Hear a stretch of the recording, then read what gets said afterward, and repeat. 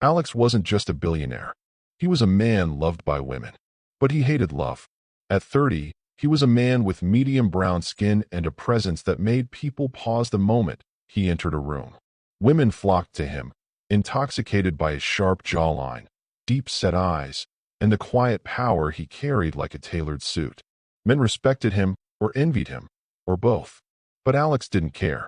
He went through women the way he went through suits, luxurious, expensive, and discarded after a few weeks. He never stayed with one woman longer than 3 months. It was an unspoken rule, as fixed as the skyline view from his penthouse in the clouds. "I don't commit. I don't want a wife or kids," he told the last woman, who dared to let her feelings show.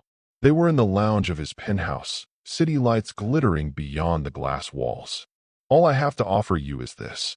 He flicked his hand downward in a careless gesture, eyes locked on hers, and cash. "Take it or leave it."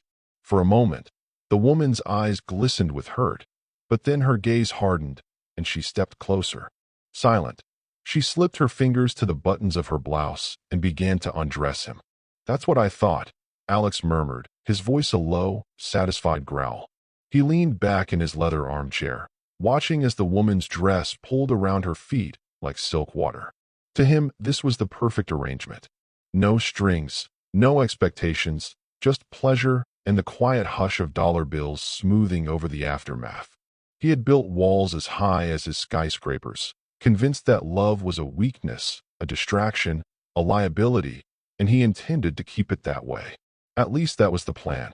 Meanwhile, across the city, Eliana sat in the harsh white glow of a hospital room, her eyes heavy with exhaustion. Her 5-year-old daughter, Malia, lay curled beneath crisp sheets, her small body frail, a tiny oxygen cannula resting beneath her nose. Machines hummed and beeped quietly around them, each sound a reminder of time slipping away. Eliana leaned over and kissed her daughter's forehead, lingering there for a moment, as if willing her own strength into the child's fragile body. Then she stood and gave the nurse a silent nod, gathering her worn denim jacket from the chair. "I'll be back soon, baby," she whispered, brushing a stray lock of hair from Malia's cheek. As she stepped into the corridor, fluorescent lights buzzed overhead, illuminating the lines of worry etched into her face. She was 27, beautiful despite the shadows beneath. Her eyes with smooth brown skin and long black hair tied into a simple ponytail. She checked the time on her phone. Late again. She had to get to her second job, a graveyard shift at a convenience store in a gas station across town. Out in the cool night air, Eliana pulled her jacket tighter around herself. "I'm doing everything I can to get you that kidney transplant," she whispered into the darkness, her voice trembling. She forced herself forward, one step at a time. The night passed in a blur of customers and fluorescent lights. Before Eliana realized it, the clock crept toward 11 p.m. She wiped down the counter, fatigue aching in her bones, and moved to flip the sign on the door to closed. Just then, headlights swept across the glass, and a sleek black car purred to a stop outside. The engine barely made a sound as it idled. A young woman stepped out, tall and stylish, her hair cascading in dark waves over a tight red dress. She pushed the door open, the little bell jingling above her. "Can I get something real quick?" the woman asked breathlessly. "Sure," Eliana replied, stepping back to let her in. The woman strolled straight to one of the shelves and pointed. "2 packs of those." Eliana followed her gaze and blinked. "Condoms." She reached for the boxes without a word and placed them on the counter. "That'll be $12.79, Eliana said.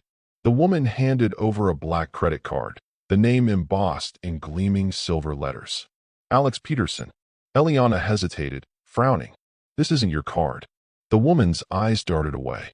He didn't want to come in himself. "I'll need some ID," Eliana insisted. The woman let out an impatient sigh, hurried back to the car, and returned moments later with the driver's license.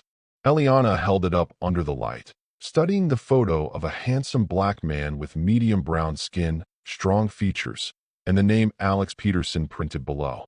"Okay, fine," Eliana murmured. She rang up the purchase and slid the card through the machine. "Transaction approved." The woman snatched up the small bag and rushed out the door without another word. Eliana locked up behind her and finally stepped out into the cool night. Her apartment was only a few blocks away. As she walked, the streets of her neighborhood buzzed with life despite the late hour. Music thumped from open windows. Laughter echoed through narrow alleys. Kids played under flickering streetlights, and old men sat on stoops arguing about politics or dominoes. Living in the ghetto meant everybody knew everybody for better or worse. And tonight it felt like the whole world kept spinning while Eliana's own life remained trapped in a slow, desperate grind. She reached her building and climbed the creaky stairs to her small apartment, her mind already drifting back to Malia's pale face under the harsh glow of hospital lights. Meanwhile, Alex was stretched out on a king-sized bed in a lavish suite at one of the city's most exquisite hotels. After a few too many close calls and clingy women trying to stake a claim in his penthouse, he'd made a new rule. No more bringing women into my personal space. Now there was always a hotel room booked under his name, complete with champagne chilling in a silver bucket and city views sprawling beneath floor-to-ceiling windows. Simone, the same young woman who dashed into Eliana's store that night, sat curled up on a velvet couch beside him. Her legs were tucked beneath her, her phone casting a glow over her pretty features as she scrolled and giggled at something unseen. Alex lounged with a glass of deep red wine, one arm slung over the back of the couch. He barely listened as Simone chattered about parties and influencers, his mind already moving to the next deal, the next acquisition, the next distraction. It was just another night for him.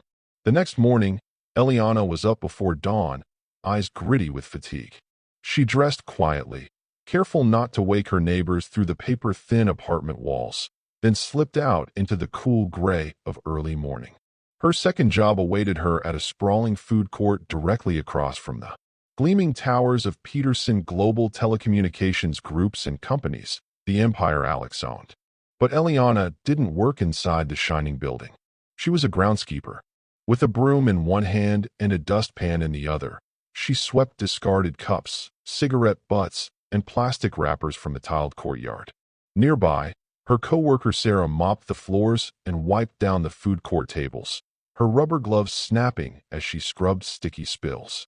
Together, they worked in silence, moving from one corner of the plaza to the next. Eliana's breath puffed into the cool morning air as she heaved another trash bag into a bin. Above them, the mirrored windows of Peterson Global glistened under the rising sun, a tower of glass and steel that seemed to belong to another universe. A universe Eliana was certain she'd never touch. Weeks passed, and Eliana's routine remained relentless. Her life was set like clockwork. Food court from 7 a.m. to 4 p.m., hospital visits from 4:30 p.m. to 6 p.m., convenience store from 7 p.m. to 11 p.m. Most days she trudged home with her muscles aching and her eyelids heavy as lead. The kidney transplant for Malia would cost $800,000. Eliana had managed to save barely $100,000 through endless shifts and quiet sacrifices. It felt like trying to fill an ocean with a teaspoon. That night, she sat alone in her tiny bedroom, clutching a pillow to her chest.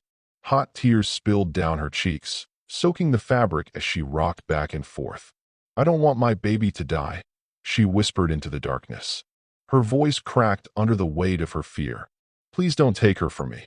Outside her window, the neon lights of the city blinked coldly, indifferent to her prayers. Meanwhile, high above the streets, in a glass tower that bore his name, Alex Peterson sat in his sleek office, a half-empty glass of whiskey resting on the polished mahogany desk.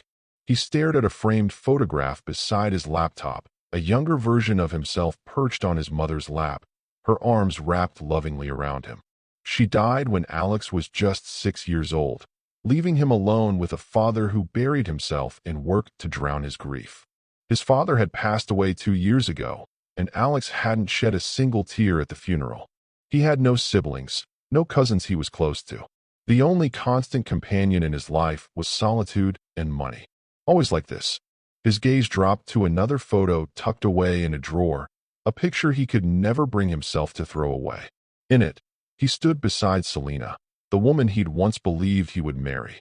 She cheated on him with his best friend. Since then, Alex had carved a rule into his soul as ruthlessly as he carved profits from his business deals. Women cannot be trusted.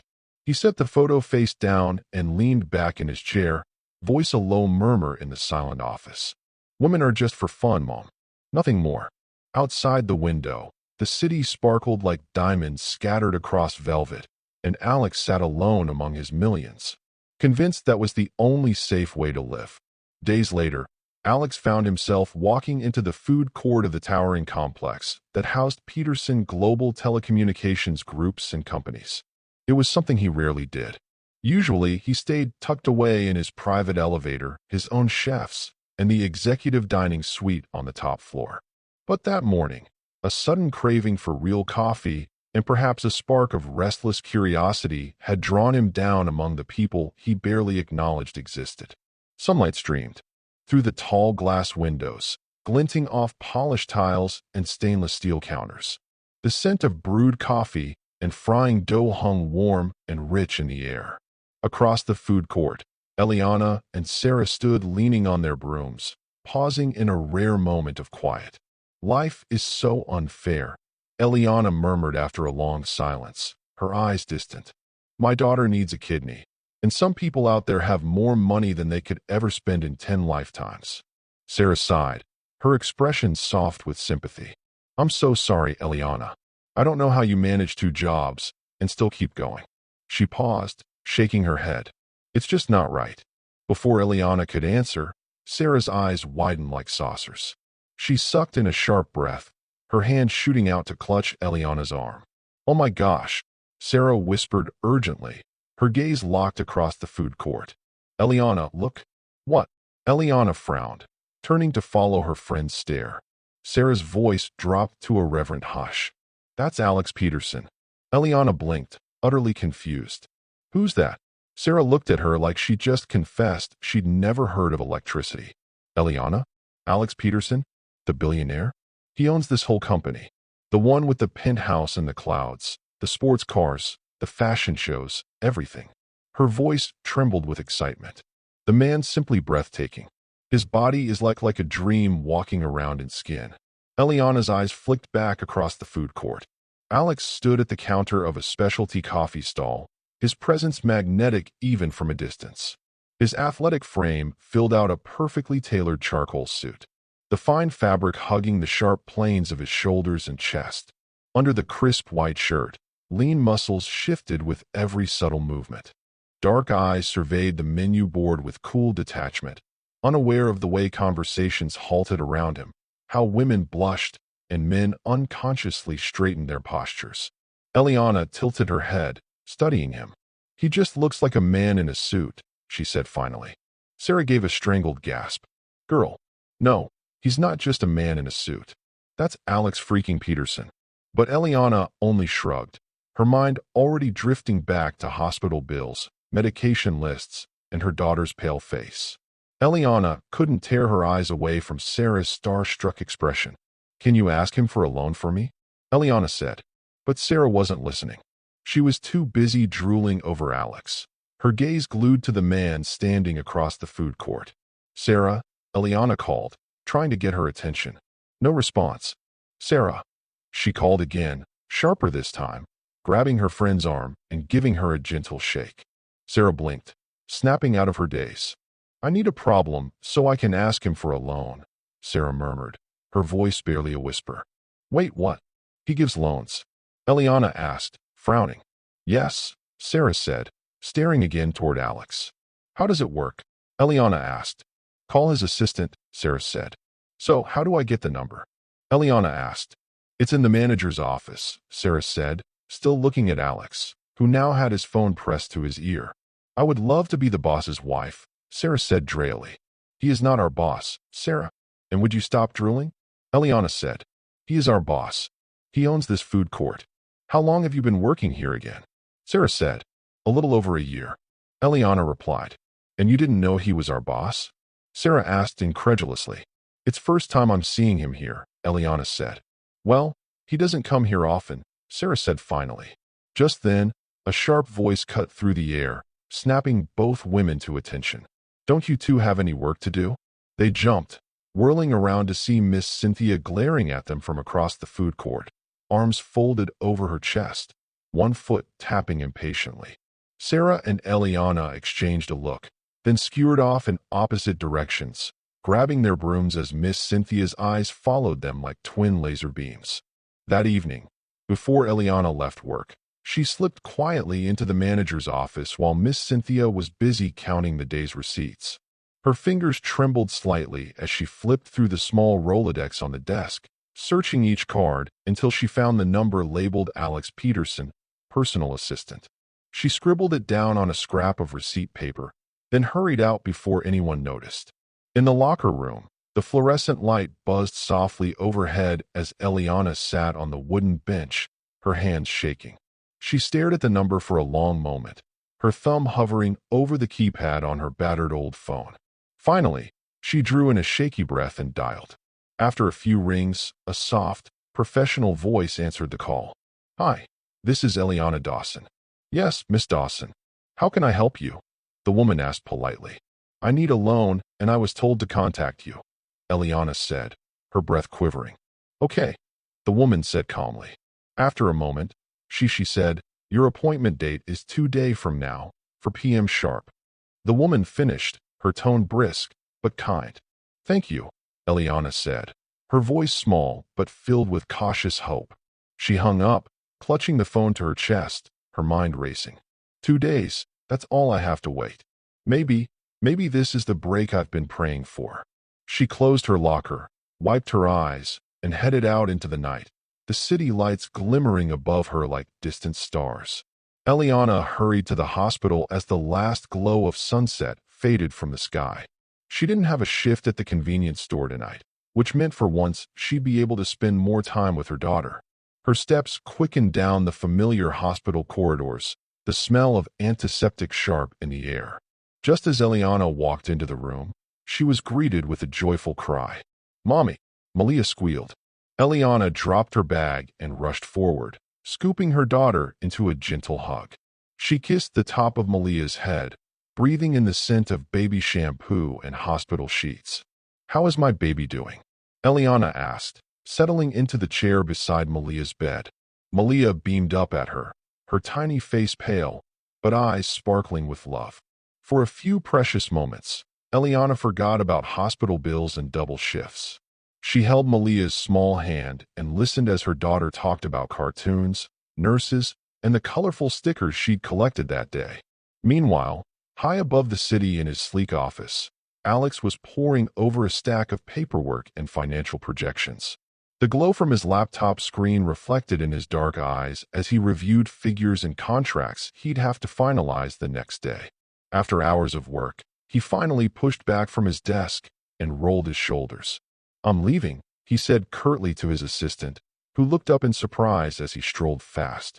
Alex stepped into the private elevator, the mirror doors sliding closed behind him. As he walked through the grand lobby of Peterson Global, the quiet hush of night was broken by a ripple of gasps and murmurs. Heads turned, eyes widened, and phones lifted discreetly to snap photos. Alex smirked, not breaking his stride. "By the time I'm done with this world," he thought as he slipped his sunglasses on, "this entire city of women will be my exes." A faint smile tugged at his lips. As he reached his sleek black car waiting at the curb, his driver opened the door, and Alex settled into the plush leather seat as the engine purred to life, carrying him into the night. The next day, Eliana went to work with a spark of hope burning quietly in her chest. For the first time in weeks, her steps felt lighter, her eyes a little brighter. Sarah noticed immediately as they wiped down tables together under the bright lights of the food court. "Girl, did your daughter got the kidney transplant?" Sarah asked, peering at her friend with cautious excitement. "No, but a meeting with Alex Peterson tomorrow to ask for that loan," Eliana said, unable to keep the flicker of hope from her voice. "I hope you can handle it," Sarah said slowly. "What do you mean?" Eliana asked, her brows knitting in confusion. "Well," Sarah paused, glancing around to make sure no one was listening. "He doesn't give you a choice in how you pay him back. He decides everything. He will tell you what he wants for the money. It can be anything." "How do you know all this?" Eliana asked, a chill running down her spine. Girl, I've been working here for 5 years. I hear things, Sarah said firmly. Well, I'm still going to try my luck, Eliana said, folding her arms across her chest, determination shining in her eyes. I'm not telling you not to, and be prepared, Sarah said. Eliana inhaled a shaky breath, trying to steady the pounding of her heart. That night, after her shift at the convenience store, Eliana lay in bed staring at the ceiling. The hum of distant traffic drifted through her open window, mingling with the low buzz of a neon sign outside. But all she could hear was Sarah's voice echoing in her mind. He decides everything. It can be anything. Eliana hugged her pillow tight, her thoughts spinning between hope and dread. I don't care what it takes, she thought fiercely, blinking away the tears gathering in her eyes. I have to save Malia, no matter what. But as the shadows deepened around her small bedroom, fear crawled along her skin. Because in the depths of her heart, Eliana knew tomorrow could change her life forever. The sun hadn't yet climbed fully over the rooftops when Eliana woke the next morning, the pale gray light filtering through her thin curtains. She sat up slowly, rubbing her eyes, her body weary from months of endless work. But today felt different. Her chest was tight, breath catching in her throat. Today was the day. She moved quietly around her tiny apartment, careful not to wake the neighbors. She showered, tied her long black hair into a sleek ponytail, and chose her best outfit, a simple navy blouse and black slacks that were slightly faded from too many washes. She dabbed a little makeup under her eyes, trying to cover the deep circles of exhaustion. When she looked in the mirror, she barely recognized the woman staring back, hopeful yet afraid. Please let this work. Downstairs, the street buzzed with life as usual. Vendors set up carts selling roasted peanuts and patties. Car horns blared. Children chased each other along the sidewalks, laughter echoing off brick walls. Eliana stopped at the corner bakery and bought a small cup of coffee, her hands trembling so much she nearly spilled it. She could barely taste the drink as she sipped, her mind spinning with the conversation from yesterday. He doesn't give you a choice in how you pay him back. He decides everything. It can be anything. She tried to push the fear aside. I can handle whatever he wants, she told herself. All that matters is Malia. When she arrived at the food court, Sarah was already there sweeping the entrance tiles. She shot Eliana a searching look. Girl, you okay? Sarah asked softly. Eliana nodded, though her voice wavered. I'm fine. I'm just nervous. Sarah lowered her broom and stepped closer. You don't have to do this if it doesn't feel right. I have to, Eliana said firmly. She's my baby. I can't watch her die. Sarah sighed, looking ready to say more. But Miss Cynthia appeared suddenly, barking orders about trash bins and greasy floors. Eliana spent the rest of her shift on autopilot. She swept, she scrubbed, she wiped down tables, but every few minutes she glanced toward the towering glass building across the street, Peterson Global Telecommunications Groups and Companies, where Alex Peterson was waiting. By the time the clock struck 3:30, Eliana's palms were slick with sweat. She slipped into the locker room, changed into fresh clothes, and gathered her courage. Her heart thudded wildly in her chest as she whispered to herself, "This is for Malia, no matter what it takes." Alex started his day as he always did, early, precise, and utterly in control. He rose at 5:30 sharp, pushing the silk sheets aside and stepping barefoot onto heated marble floors. A quick shower under the rain-style fixture cleared the last fog of sleep from his mind. Then he dressed, a crisp white button-down shirt, tailored charcoal slacks, and an elegant watch gleaming on his wrist. He moved through his penthouse, glass walls offering panoramic views of a city he owned piece by piece. Coffee waited in the kitchen, prepared exactly the way he liked it. He sipped it slowly, eyes scanning a digital screen mounted on the wall, flipping through news reports and financial updates. Profits up, competitors slipping, another acquisition on the table. He should have been satisfied. But as he stared out over the glittering skyline, the same emptiness pressed in. On his ribs. Women are just for fun, he reminded himself. Nothing more. By 8:30, Alex was gliding through the revolving doors of Peterson Global. As always, the lobby seemed to hush when he arrived. Suits paused mid-conversation. Assistants scurried out of his path. Photographers tried to catch him on their cameras, but his security team was quick and efficient. He swept past the reception desks without acknowledging anyone, rode the private elevator, and entered his office, the glass fortress at the top of the tower. For the next several hours, Alex was buried in work. He met with lawyers about mergers, signed off on marketing budgets, reviewed figures for a new fiber optic network in South America. His assistant, a slim woman in a sleek navy dress, hovered by the door, ready with coffee refills and schedules. At one point, she cleared her throat gently. "Mr. Peterson, you have an appointment today at 4 p.m. with a Miss Eliana Dawson." Alex lifted an eyebrow, flipping through his digital calendar. "Who's that? She called 2 days ago asking for a loan. I scheduled her, as you instructed, for initial requests to go through you directly before moving to legal." Alex leaned back in his chair, curiosity flickering in his dark eyes. "Eliana Dawson," he murmured, testing the name on his tongue. "Never heard of her." His assistant hesitated. "She works in the food court across the street."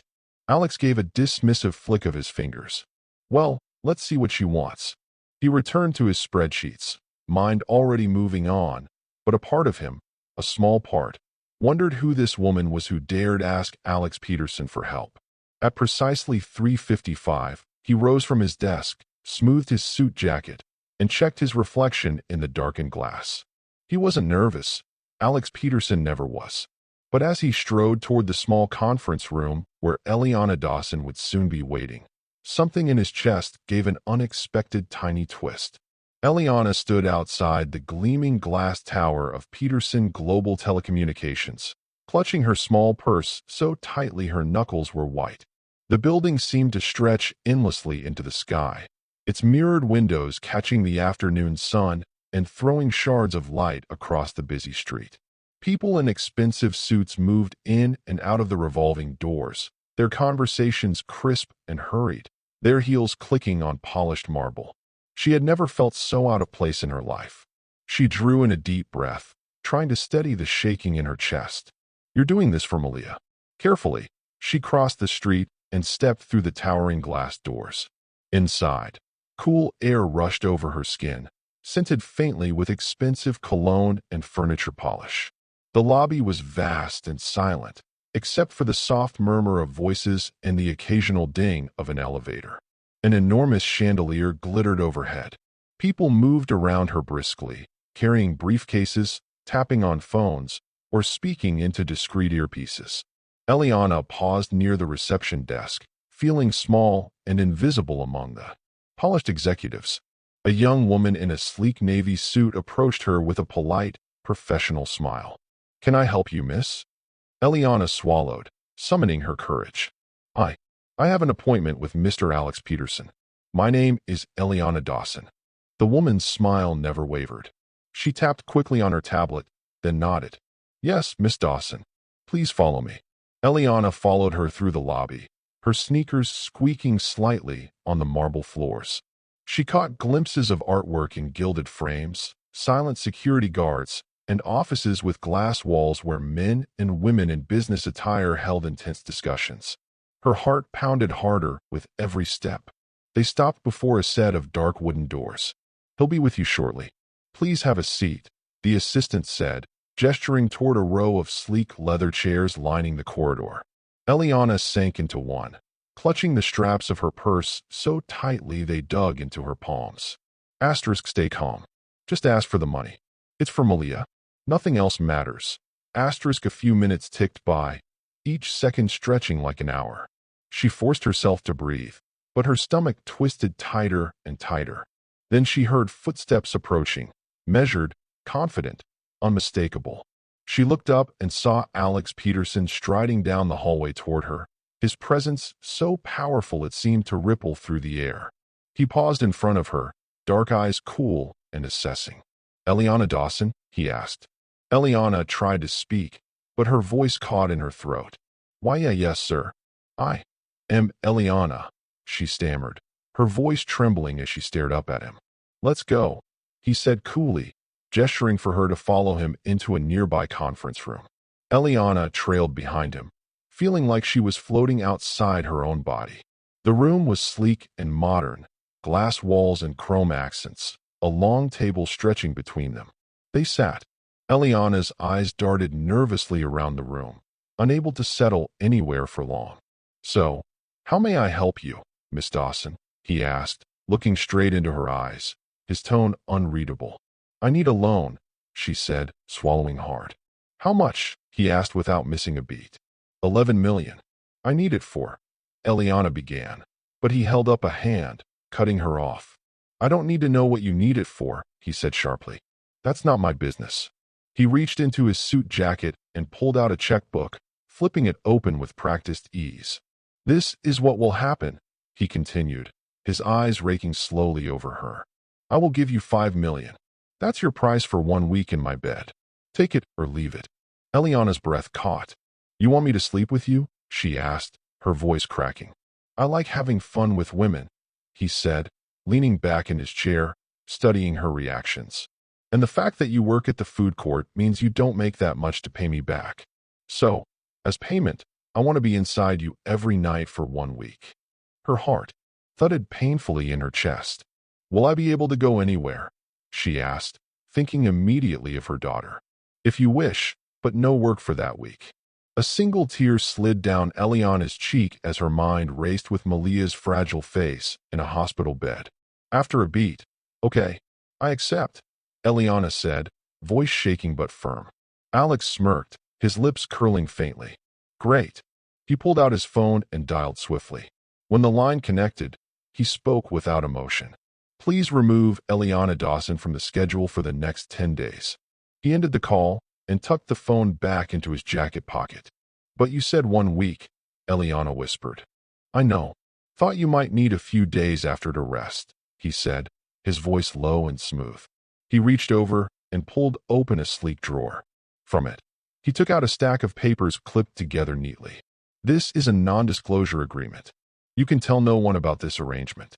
Read and sign," he said, pushing the contract across the table to her. Eliana stared at the thick document. Her fingers trembled as she flipped through the pages, scanning the legal language.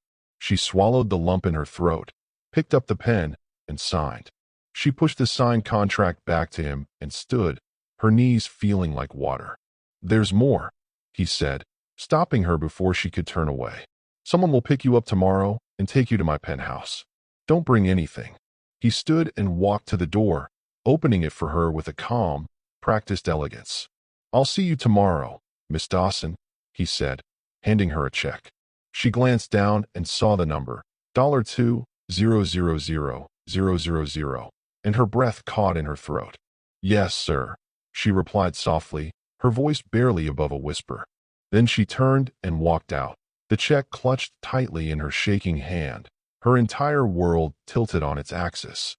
Eliana stepped out of the towering glass building into the late afternoon sun, the city bustling and alive all around her.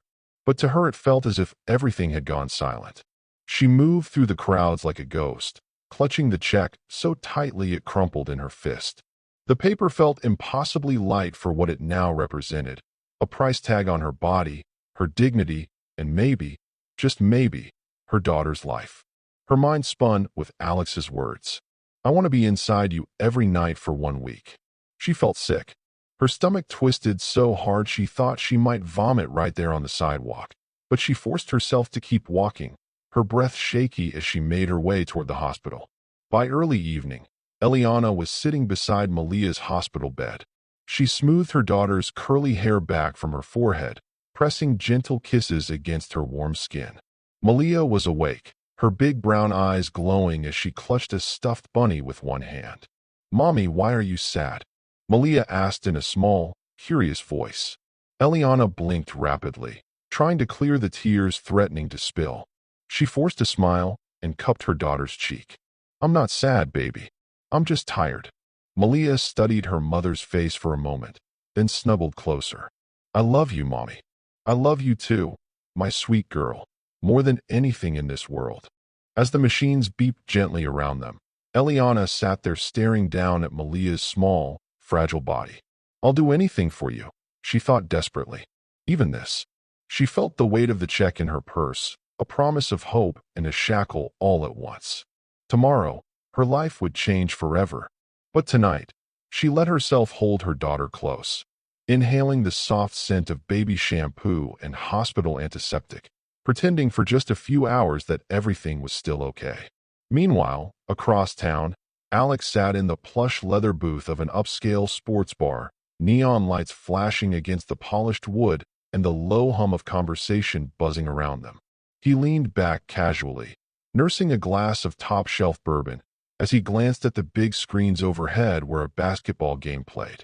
Beside him sat Michael, his oldest friend, a tall, athletic man with a close-cropped fade and warm brown skin. Michael looked tired, his eyes shadowed despite the upbeat crowd around them. "So, what you been up to?" Alex asked, swirling the amber liquid in his glass. "Same old, same," Michael replied with a sigh. Alex studied him for a moment, picking up on the tension in his voice. "Can you help a brother out, man?" Michael asked suddenly. "With what?" Alex asked, raising an eyebrow, the corners of his mouth twitching with curiosity. "I need investment." 10 million, Michael said, leaning forward, his voice low. He looked weary, as though he'd carried this burden for too long. "Is that it?" Alex asked, his tone surprisingly light. "Yeah, man." "Okay, no problem." Michael blinked, stunned. "Really, man?" Alex smirked faintly and clapped his friend on the back. "You're like my brother, man." Relief washed over Michael's face, and for a moment, his tension seemed to melt away. "Thanks, bro. You don't know what this means." That night, after leaving the bar, Alex stood alone in his penthouse, high above the city. He gazed out through the floor-to-ceiling windows, watching the city lights twinkle like a blanket of stars sprawled across the earth. The glass of bourbon hung loosely in his fingers as he took in the view. Deals, power, money, it was all his. Yet, even with the city at his feet, an emptiness lingered in the shadows of his vast, silent home. 1 week, he thought, his mind drifting to Eliana. "Let's see how long you last." He turned away from the glass, finishing his drink in a single swallow. The next morning, Eliana woke before dawn, her eyes gritty but sharp with purpose. Today was the day. She slipped quietly out of bed, dressed quickly, and tucked the precious check into her purse. As the sun began to rise, she made her way to the bank and stood in line with her heart pounding so hard she thought it might burst. When it was finally her turn, she slid the check across the counter, her fingers trembling. "I'd like to deposit this," she said softly. The teller's eyes widened at the amount. She nodded professionally, but said, "The funds will be available in 2 business days, Miss Dawson." "Thank you," Eliana whispered, exhaling a shaky breath as she stepped away.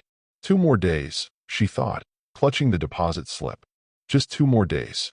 From the bank, she rushed straight to the hospital. She spent an hour at Malia's side, soaking in every precious minute. She held her daughter's tiny hand, combed her curls, and told her silly stories to make her laugh. Malia was in good spirits that morning, clutching her stuffed bunny and asking when she could come home. "Soon, baby," Eliana said, her throat tight as she forced a smile. "Mommy's working on it." At about 11:30 a.m., Eliana was back at her apartment building, pacing the narrow hallway. Her stomach was in knots. Outside, a sleek black car rolled to a stop by the curb. Its glossy paint reflected the sunlight like a dark pool of oil. Curtains twitched in the windows all along the block as neighbors peered out, whispering and pointing. People on the street froze, curiosity written all over their faces. Eliana swallowed her fear, squared her shoulders, and stepped outside. She didn't have much with her, just her purse and the clothes on her back. That was all Alex told her to bring. The rear passenger door opened silently, and a man in a sharp suit gestured her inside.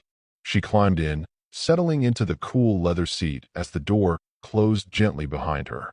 Meanwhile, across the city, Alex stood inside an upscale boutique, his arms folded as he surveyed racks of designer clothing. Kiera, his trusted stylist, a petite woman with caramel skin and impeccable fashion sense, held up one silk dress after another, her eyes sparkling with excitement. "So who's the woman?" Kiera asked, arching an eyebrow as she held a deep emerald gown against a mannequin. Just pick out what you think will look good on her, Alex said curtly, his gaze distant. Okay, okay, Kiera laughed, holding up her hands in mock surrender. But she's about to look like a queen. Alex's lips curved faintly as he watched Kiera pile dresses, heels, lingerie, and accessories into shopping bags. Make sure there's everything she might need, he said. Sizes, colors. Figure it out. Trust me, Kiera said, winking. She's going to be unforgettable. Outside, the black car carrying Eliana pulled away from her neighborhood, the world she knew fading in the rearview mirror. Eliana sat in the back of the sleek black car, hands clasped so tightly in her lap that her knuckles ached. The city rolled past her window in a blur, graffiti-covered brick walls giving way to shining glass towers, potholes smoothing into perfect black asphalt. She barely noticed any of it. Her mind spun with questions and fear. Asterisk, what will he expect of me? Will I really be able to go back to my old life after this? Asterisk, but over and over, Malia's face flashed in her thoughts.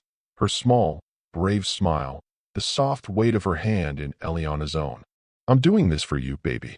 After nearly 30 minutes, the car slowed and pulled into a private underground entrance beneath a towering skyscraper. A valet stepped forward, opening Eliana's door. Miss Dawson, please come with me, said the suited man who'd ridden silently beside her the entire trip.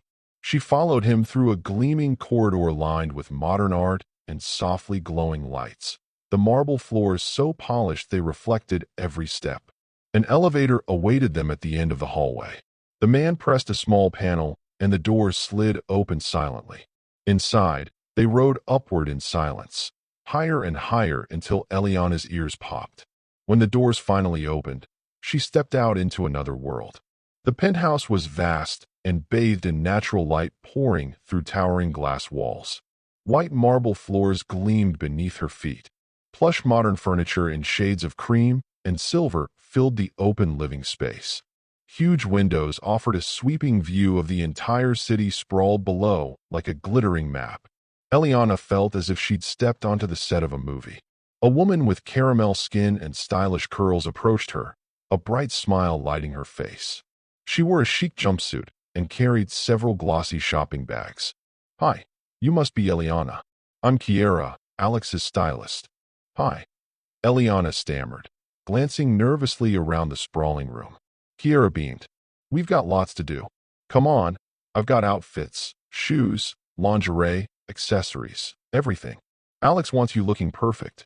As Kiera led her toward a nearby hallway, Eliana cast one last glance over her shoulder at the penthouse's main room, where floor-to-ceiling windows framed the endless skyline. Somewhere in this vast space, Alex Peterson was waiting for her. Kiera led Eliana down a long, sleek hallway to a private suite off the main penthouse. The room was enormous, a dressing chamber lined with mirrored wardrobes, soft lighting casting a gentle glow across racks of designer clothes. Boxes of shoes and jewelry were stacked neatly on glass shelves, each item gleaming as if they'd never been touched. Eliana stood in the doorway, wide-eyed, clutching the strap of her purse. Girl, relax. You're about to look like $1,000,000. I don't need all this, Eliana whispered. Kiera waved her off. Honey, when you're rolling with Alex Peterson, you need all this. Over the next hour, Kiera worked like a whirlwind. First, she had Eliana try on a series of designer dresses in luxurious fabrics, silk, satin, chiffon, each one fitting her curves perfectly. Turn, Kiera ordered gently as she zipped up an emerald green gown. Ooh, yes, that color on your skin. Magic. Eliana stared at herself in the mirror, barely recognizing the woman reflected there. Her hair was styled in soft waves that framed her face, her makeup subtle yet elegant, highlighting her warm brown eyes and full lips. Kiera added a delicate diamond necklace that shimmered under the lights. There, she said, stepping back with a satisfied nod. Now you look like you belong in this penthouse. Eliana swallowed hard. I don't know if I can do this. Kiera squeezed her hand. Just remember why you're here, okay? And don't let him see you scared. Alex respects strength, Eliana drew in a trembling breath and nodded. Moments later, Kiera escorted Eliana back to the main living area where Alex was standing by the windows, hands clasped behind his back as he gazed out over the city. He wore a tailored black suit today, the fabric hugging the lean strength of his shoulders. Sunlight caught in the sharp lines of his jaw as he turned slowly to look at her. His dark eyes swept over Eliana from head to toe. A faint, unreadable smile curved his lips. "You clean up nicely, Miss Dawson." Eliana shifted under his intense stare. "Thank you, sir." Alex stepped closer, close enough that she caught the subtle scent of his cologne, a dark, expensive fragrance that made her pulse stutter. He lifted a hand and lightly brushed his fingers against the diamond pendant at her throat. "This suits you," he murmured, "but I prefer you without it, and without everything else you're wearing." Eliana sucked in a sharp breath, color flooding her cheeks. Alex tilted his head, studying her reaction, his voice soft but firm. "I want you comfortable, Eliana, but I also want you to remember our arrangement." I remember," she whispered. He held her gaze a moment longer, then stepped back, his expression shifting to one of cool command. "Tonight you'll have dinner with me here. Kiera will help you change again." After dinner, his eyes darkened, the promise in them unmistakable. "We'll begin the rest of our agreement." Eliana felt her knees wobble as Alex turned and strode back toward his office, leaving her standing in the middle of the lavish penthouse. Kiera came up beside her, touching her arm gently. "Come on," she said softly. "Let's get you ready for dinner." Hours later, the sun had set, and the penthouse glowed with warm pools of light. The city sparkled beyond the glass walls, a blanket of diamonds under the velvet night sky. A long dining table was set near the windows, crystal glasses and fine china gleaming under the soft chandelier. Alex and Eliana sat across from each other. Kiera was long gone. The silence between them stretched as servers moved silently in and out, placing silver-domed platters on the table and pouring delicate streams of red wine into crystal goblets. Alex cut into his steak with slow, precise movements. His dark eyes remained fixed on Eliana, as if she were the only thing in the room. Eliana fidgeted with her napkin, feeling the weight of his gaze. She stared down at her untouched plate, a delicate fillet of fish surrounded by tiny, colorful vegetables. "Eat," Alex said quietly, his tone leaving no room for argument. Eliana picked up her fork with trembling fingers, forcing herself to take a small bite. Alex leaned back in his chair, studying her. "You're afraid," he said bluntly. Eliana swallowed hard. "Wouldn't you be?" she whispered. He considered that for a moment, then gave a small shrug. "Fear is useful. It keeps you sharp. But don't let it control you." They fell into silence again. Outside, car lights crawled like fireflies along the streets far below. Finally, Alex set down his glass and spoke, his voice softer now. "You did this for your daughter." Eliana blinked, startled. "How? How do you know?" "I didn't until just now." He tilted his head slightly. "You just told me." Eliana's face flushed as she realized what she'd revealed. Alex's expression remained unreadable. "I respect sacrifice, but remember, business is business. I'm giving you $5 million for 1 week. There are no half measures in my world." She lowered her eyes, nodding. "I understand." Alex rose slowly from his chair. "Dinner is over." He came around the table, stopping beside her. He extended his hand. Eliana stared at it, heart thudding in her chest. "Come with me," Alex said. "It's time to begin our arrangement." Eliana stared at Alex's outstretched hand, her breath caught in her throat. Every instinct in her screamed to run, but another voice, the desperate one echoing Malia's name, forced her trembling fingers to lift and slip into his. Alex's grip was firm but not cruel. He helped her to her feet and led her away from the dining table, his stride smooth and purposeful. They walked through the expansive penthouse, past glittering chandeliers and marble floors, until they reached a set of tall double doors. Alex pushed them open. The bedroom beyond was breathtaking, soft lamps spilling over a massive bed dressed in silvery gray sheets, plush rugs on dark hardwood floors, floor-to-ceiling windows revealing the glowing city skyline. Alex released Eliana's hand and turned to face her. "Take off the dress," he said quietly. Eliana's eyes widened. Right now? Yes, right now. She swallowed, her throat dry as dust. Her hands hovered uncertainly at the zipper of her gown. Alex's gaze locked on hers. His voice softened, but held an edge. You agreed to this, Eliana. Don't make me remind you why you're here. Tears pricked at her eyes as she slowly turned and reached for the zipper.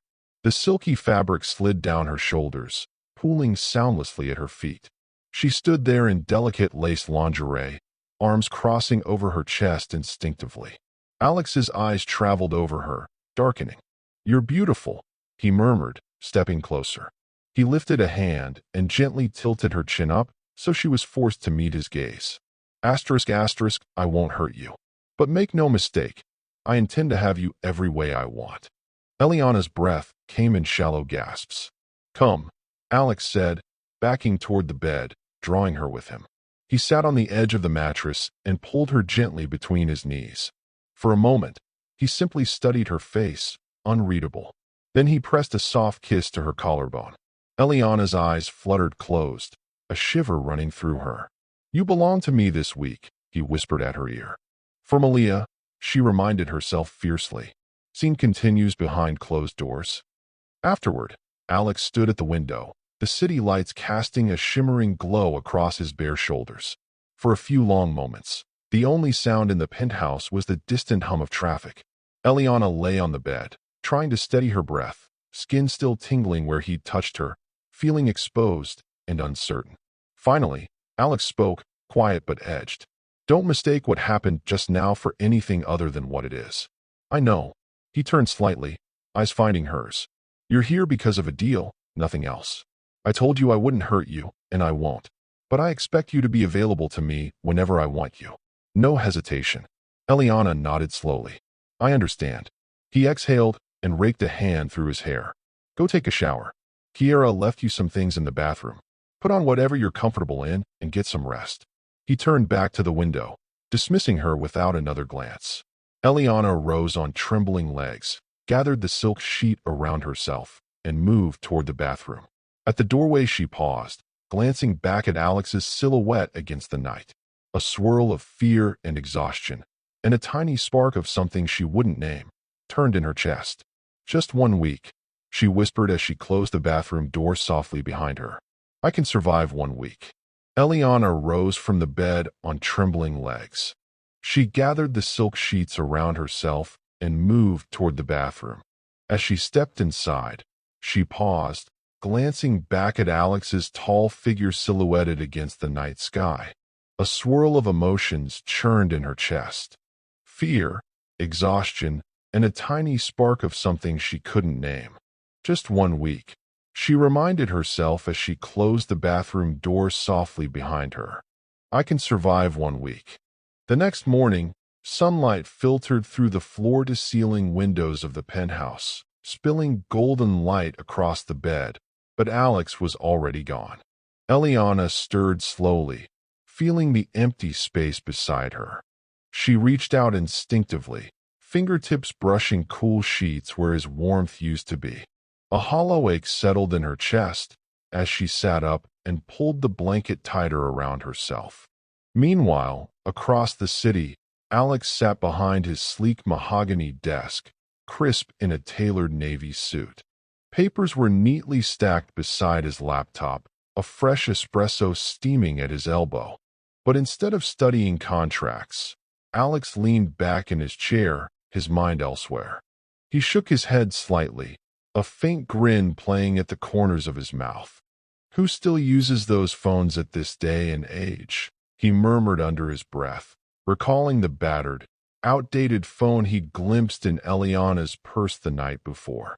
He reached into his jacket pocket and pulled out his own state-of-the-art smartphone.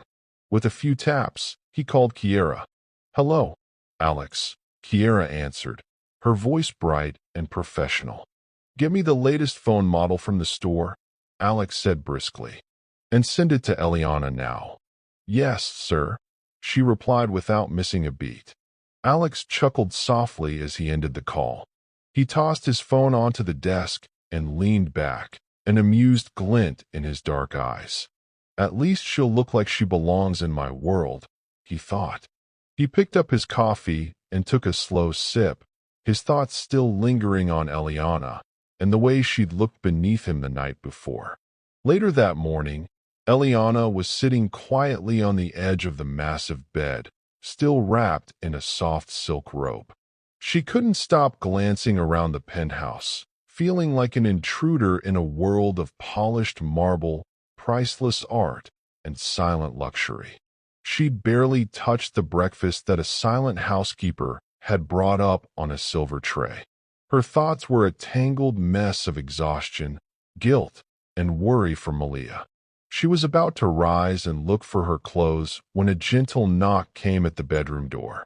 A staff member stepped inside, carrying a small, elegantly wrapped box in glossy black paper tied with a silver ribbon. "Miss Dawson, this is for you," the woman said politely, placing the box on the bed before disappearing as quickly as she'd come. Eliana stared at it wearily for a moment before carefully untying the ribbon. Inside lay a sleek, brand-new smartphone nestled in black velvet. Its screen gleamed like a pool of dark glass. Beneath it sat a tiny note in precise masculine handwriting. "Welcome to the 21st century, Alex." Eliana let out a shaky laugh, the sound half disbelieving. She lifted the phone gingerly, feeling the weight of it in her palm. Compared to her old phone with its cracked screen and worn-out case, this new device looked like something out of a futuristic movie. A flicker of warmth touched her chest. He noticed, she thought, then immediately shoved the feeling away. This doesn't mean anything. It's part of the deal. She set the phone on the nightstand and drew a long breath, steeling herself for whatever the day might bring. Meanwhile, back in his office, Alex was flipping through reports when his own phone buzzed with a text notification. "Delivery confirmed, she has the phone." Alex smirked faintly and set his device down, his mind already drifting to what the next night might hold. Eliana lingered a few more minutes on the edge of the bed, staring at the gleaming new phone. Finally, she sighed and pushed herself to her feet. The moment she stood, a sharp pain shot through her lower body, making her gasp and clutch the edge of the nightstand for balance. Not just pain, an ache that seemed to radiate through her entire body, reminding her of everything that had happened the night before. As she took a careful step, a soft groan escaped her lips. Every movement sent small spikes of soreness through her muscles. "Alex, you have wrecked me," she whispered under her breath, her face flushing with a mix of embarrassment and reluctant amusement. She made her way slowly to the bathroom. Under the steamy spray of the shower, Eliana closed her eyes, letting the hot water cascade over her tender skin. She winced when it touched certain bruised spots along her hips and thighs, each one a mark of Alex's powerful possession. Her mind was a jumble of emotions, humiliation, exhaustion, but also a strange, confusing spark that she tried desperately to ignore. "Focus on Malia," she told herself fiercely. This is all for her. After dressing in simple clothes, a soft blouse and stretchy leggings that felt mercifully forgiving, Eliana grabbed her purse and slipped out of the penthouse. She made her way down through the towering building, avoiding eye contact with the staff who opened doors and called elevators with polite efficiency. Outside, the city buzzed as usual, the noise somehow comforting in its familiarity. She flagged down a taxi and gave the driver the hospital's address. As the car sped through traffic, Eliana stared out the window, trying to push away memories of Alex's touch, his dark eyes, and the heat of his body pressing into hers. But the ache lingering in her muscles made forgetting impossible. 1 week, she reminded herself. Just 1 week. Soon, she was standing in the bright corridors of the hospital, the familiar antiseptic scent wrapping around her like an old, unwelcome friend.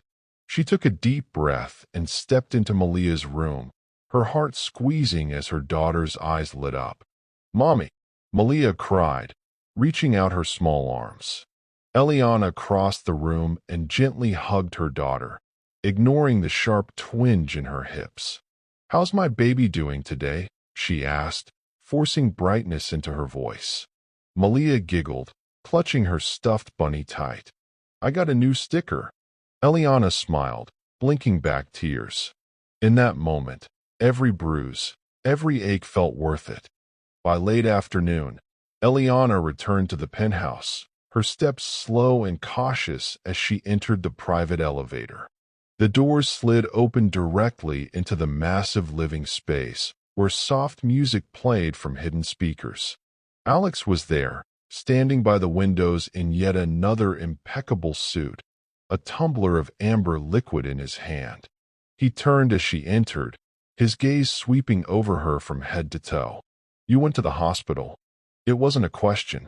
"Yes," Eliana said quietly. "I wanted to see my daughter." Alex studied her for a long moment, then took a slow sip of his drink. "You didn't ask permission."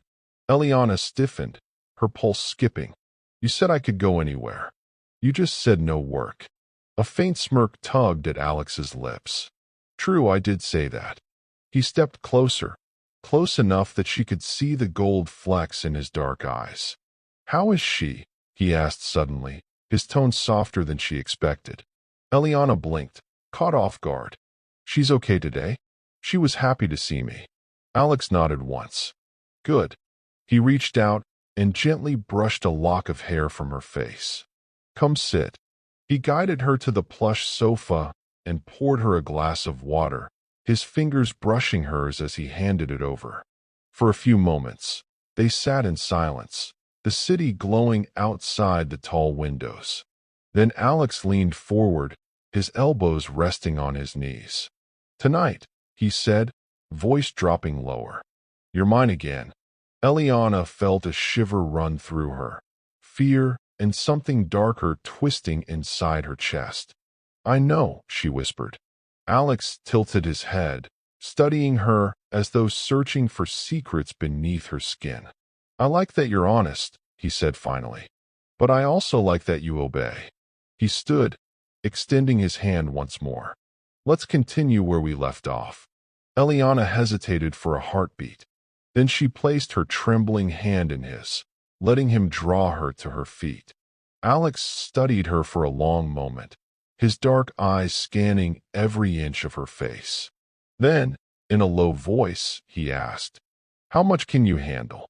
Eliana blinked, confusion flickering across her features. "What do you mean? Aren't you sore down there?" he said bluntly, looking directly at her. She stiffened, her cheeks burning hot. "I am, but I agreed to do this. So, I can't just refuse outright," she whispered, her voice trembling.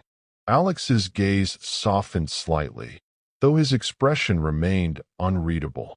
"Lay down," he said. Eliana obeyed, moving carefully as she lay back against the cool sheets. She parted her legs slightly, opening herself despite the ache still lingering in her body. Alex's hands slid between her thighs, fingers skilled and sure as they found the trigger spot deep inside her heat. A sharp gasp tore from Eliana's throat as pleasure surged through her, her hips shifting instinctively toward his touch. Alex lay beside her, propped on one elbow, his eyes locked on hers as he continued his slow, deliberate caresses. "You're too sore," he said, his voice husky but calm. Eliana shivered, her body humming with a need that defied the pain. "But even at that, you make me want you, Alex," she whispered, breathless. Alex's eyes darkened, a spark of triumph flashing in them. Then, just as her body tightened with desperate anticipation, he abruptly stopped, pulling his hand away. "How long had it been?" he asked quietly. 5 years, she answered, her voice barely more than a whisper. Alex nodded slowly, considering her words. His eyes lingered on her flushed cheeks and parted lips as though weighing an invisible decision. Finally, he spoke, his tone unexpectedly gentle. "Not tonight," he said. Eliana blinked, shocked, her breath still coming in soft gasps. "What?" Alex leaned closer, brushing a tender kiss against her temple. "Rest. Heal. Tomorrow is another day." He rose from the bed and disappeared into the shadows of the penthouse, leaving Eliana lying there, trembling with a tangled swirl of relief, confusion, and an ache that was no longer just physical. That night, Alex returned to the bedroom after some time, his expression unreadable. He didn't touch her again. Instead, he slipped beneath the covers beside her, lying on his back and staring at the ceiling while the glow of the city lights spilled across the room in shifting patterns. Eliana lay still, the warmth of his body close enough to feel, but not close enough to touch. No intimacy passed between them, just silence and the rhythmic rise and fall of their breathing. Two people sharing a bed, but worlds apart. Eventually, exhaustion pulled Eliana into uneasy sleep. Though even in her dreams, she felt Alex's presence beside her like a heavy shadow. The next morning dawned bright and clear, sunlight pouring through the massive windows of the penthouse. Eliana awoke slowly, blinking against the pale glow filling the room. For a moment, she lay still, listening to the distant hum of the city below. When she turned, she saw that Alex was already up and gone. A folded note lay on the nightstand in his precise handwriting. "Eat breakfast. Be ready. We have things to discuss, Alex." Eliana sat up, rubbing sleep from her eyes. Her body still ached, though the sharpest pains had eased to a deep, lingering soreness. She showered quickly, then dressed in a soft cream blouse and comfortable slacks. When she entered the main living area, she found a full breakfast spread waiting on the dining table: eggs, fresh fruit, pastries, and a steaming pot of coffee. Hunger gnawed at her belly, but her nerves twisted tighter with every passing minute. Shortly before 9 o'clock, she heard the quiet chime of the private elevator. Alex stepped out, dressed immaculately in another tailored suit, his dark hair swept neatly back. He looked powerful, controlled, and as distant as ever. He paused when he saw her standing beside the table.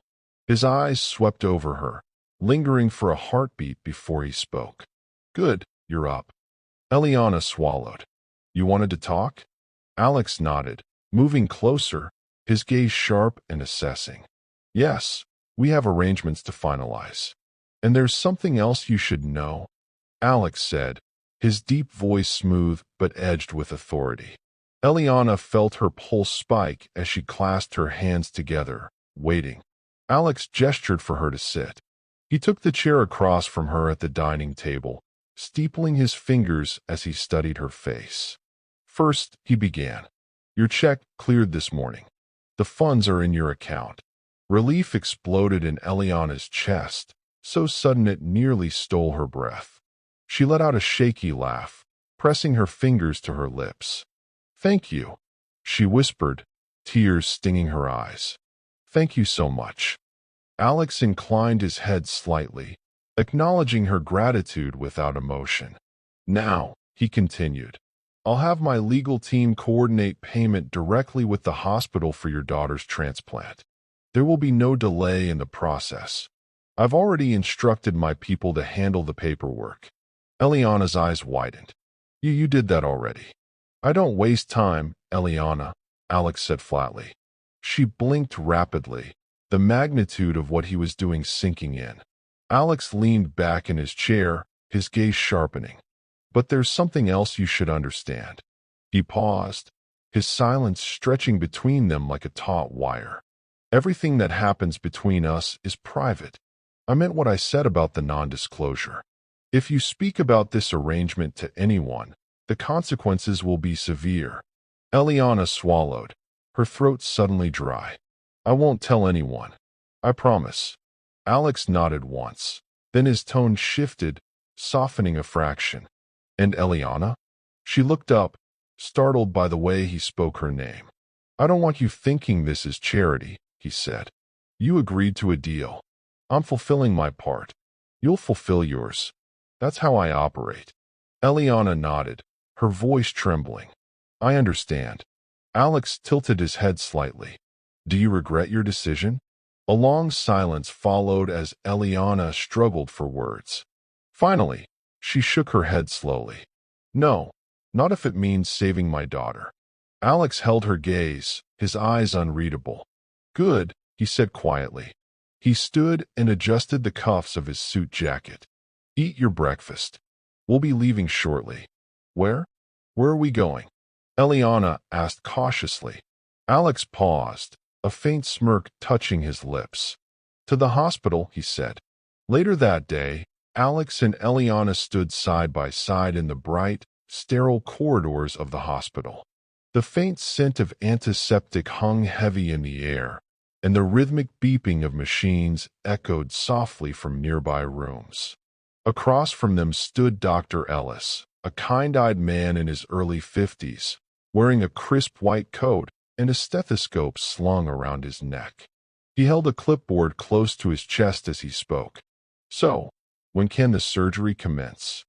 Alex asked, his deep voice cutting through the quiet like a blade.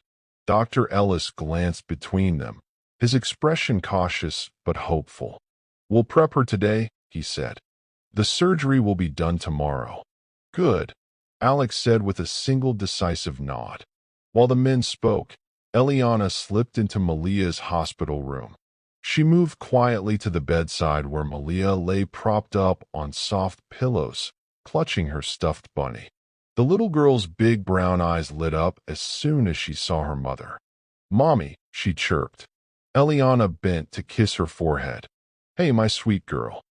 Malia's gaze shifted past Eliana's shoulder toward the doorway where Alex still stood, speaking quietly with the doctor. "Who is that man, Mommy?" Malia asked curiously, her voice soft and serious all at once. Alex heard the question, though he didn't turn around. He simply paused in mid-sentence and listened, his jaw tightening imperceptibly. "He's my friend," Eliana said gently, smoothing a hand over Malia's hair. "And he's helping us." Malia blinked, considering this carefully. "Is he nice?" Eliana hesitated only a moment. "Yes, baby, he's nice." Alex's shoulders relaxed ever so slightly as he continued speaking with Dr. Ellis. Without another word, Alex pulled his sleek black credit card from the inside pocket of his suit jacket and handed it to the doctor. "Take what is needed for the surgery," he said firmly. Dr. Ellis blinked, momentarily taken aback. "Mr. Peterson, this is a significant sum." Alex cut him off with a dismissive wave of his hand. "Just make sure she gets what she needs. Spare no expense." The doctor nodded, gripping the card. "Understood, sir." Eliana glanced up from Malia and caught Alex's eyes for a fleeting second. Gratitude and confusion battled across her face. Alex looked back at her, his expression cool, but his eyes softer than she'd ever seen them. "Hello," Malia said, looking straight at Alex with her big brown eyes full of curiosity and boldness. Alex stood frozen just inside the hospital room, towering in his immaculate suit, as if unsure how to navigate this unexpected conversation with a child. Slowly, almost awkwardly, he stepped closer. "Hi," he said stiffly, his voice deeper than usual, the usual confidence in his tone replaced with careful caution. Malia tilted her head, studying him. "I'm Malia, but I'm assuming you already know that," she said matter-of-factly. Alex's lips twitched and a small smile, genuine and unexpected, broke across his face. "Well, I'm Alex," he said, dipping his chin in a subtle nod. "It's nice to meet you." Malia blinked at him, then leaned forward a bit, her voice dropping to a conspiratorial whisper. "Mommy said you're nice. Is that true?" Eliana, who had been standing beside the bed watching in stunned silence, quickly covered her mouth with one hand, eyes wide. "Malia?" Eliana hissed, a flush rising in her cheeks. But Alex held up a hand gently, stopping her. "It's fine," he said softly, his eyes still fixed on Malia. Then he tilted his head, considering the little girl's question. "I don't know. What does being nice entail?" Malia pursed her lips, tapping a tiny finger against her chin as though weighing a very serious matter. "It means you share your things," she declared finally. "And you say please and thank you, and you help people." Alex nodded slowly, absorbing each rule as if they were the terms of a business contract. "Well, I suppose by those rules I am nice," he said with a faint, almost shy smile.